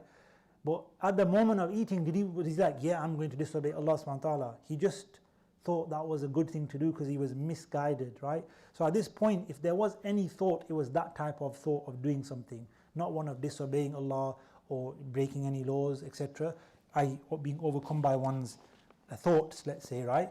But he saw the sign of his Lord, so that was immediately removed as well. So it could have been a desire to do something, but for the status of a prophet, we know they're ma'soom, so that is hard to kind of fathom or digest, that if, how could that be for a prophet to want to do something like that, obviously. So that's what the Tafsirs say, that they say, there's this unanimous understanding of Ismatul Anbiya amongst the Ummah. The whole Ummah agrees that the prophets are infallible. So we can't really insinuate or put in to Yusuf's heart this idea, because we don't know what was in his heart at the time, but there was something, a desire to do something. The best interpretation I've seen is he wanted to do something physically harmful, which he's desisted from because he saw the signs of Allah subhanahu wa ta'ala, meaning that he's going to get through this. And that is how Allah subhanahu wa ta'ala pushes away The su is mean like a lesser form of evil. It's evil, it's bad, like minor harms. And ludities and big sort of horrible things and bad practices from his chosen one. Why? Because innahu, surely he was, because he was, li'annahu. Why was Yusuf protected? He's from our servants who are mukhlasin. Important to mention the difference between mukhlas, right, with the fatha, and mukhlis. Mukhlis with the kasra. So the difference is in the lam. Mukhlis means somebody who has ikhlas. And a mukhlis, I'm sincere. You have ikhlas, right? And that's good. We should all be mukhlisin. We should all have ikhlas in our actions, our worship to Allah subhanahu wa ta'ala. But mukhlas doesn't mean you've done ikhlas. It means you've been chosen by Allah subhanahu wa ta'ala. So Allah has given you purity. Allah has given you special attention. You're a special servant of Allah subhanahu wa ta'ala. Allah's protection is with you. So again, that doesn't fit in with this, right? That if Allah subhanahu wa ta'ala is pushing away all of these things from Yusuf alayhi salam, why would he even think of doing them? He's protected, in other words. Yusuf alayhi salam, because he's one of the chosen servants of Allah subhanahu wa ta'ala, the ijtiba, remember, that coming closer to Allah being selected, Allah is protecting him at every stage. Right? This is a major thing. As much as, falling into a well, being separated from family is a bad thing, getting involved in that is a lifelong blemish. The honor is gone, right? His honor was preserved and kept intact, later to be revealed and exonerated through all the kind of false accusations, etc. So that's what we're going to have to leave it at when they are at the door, or the race for the door. وَاسْتَبَقَ الْبَابِ, and they raced for the door, and we'll continue and try and complete the surah from there next Sunday, insha'Allah ta'ala. Thank you for everybody at home for joining us as well on the live stream. Thank you for everybody here.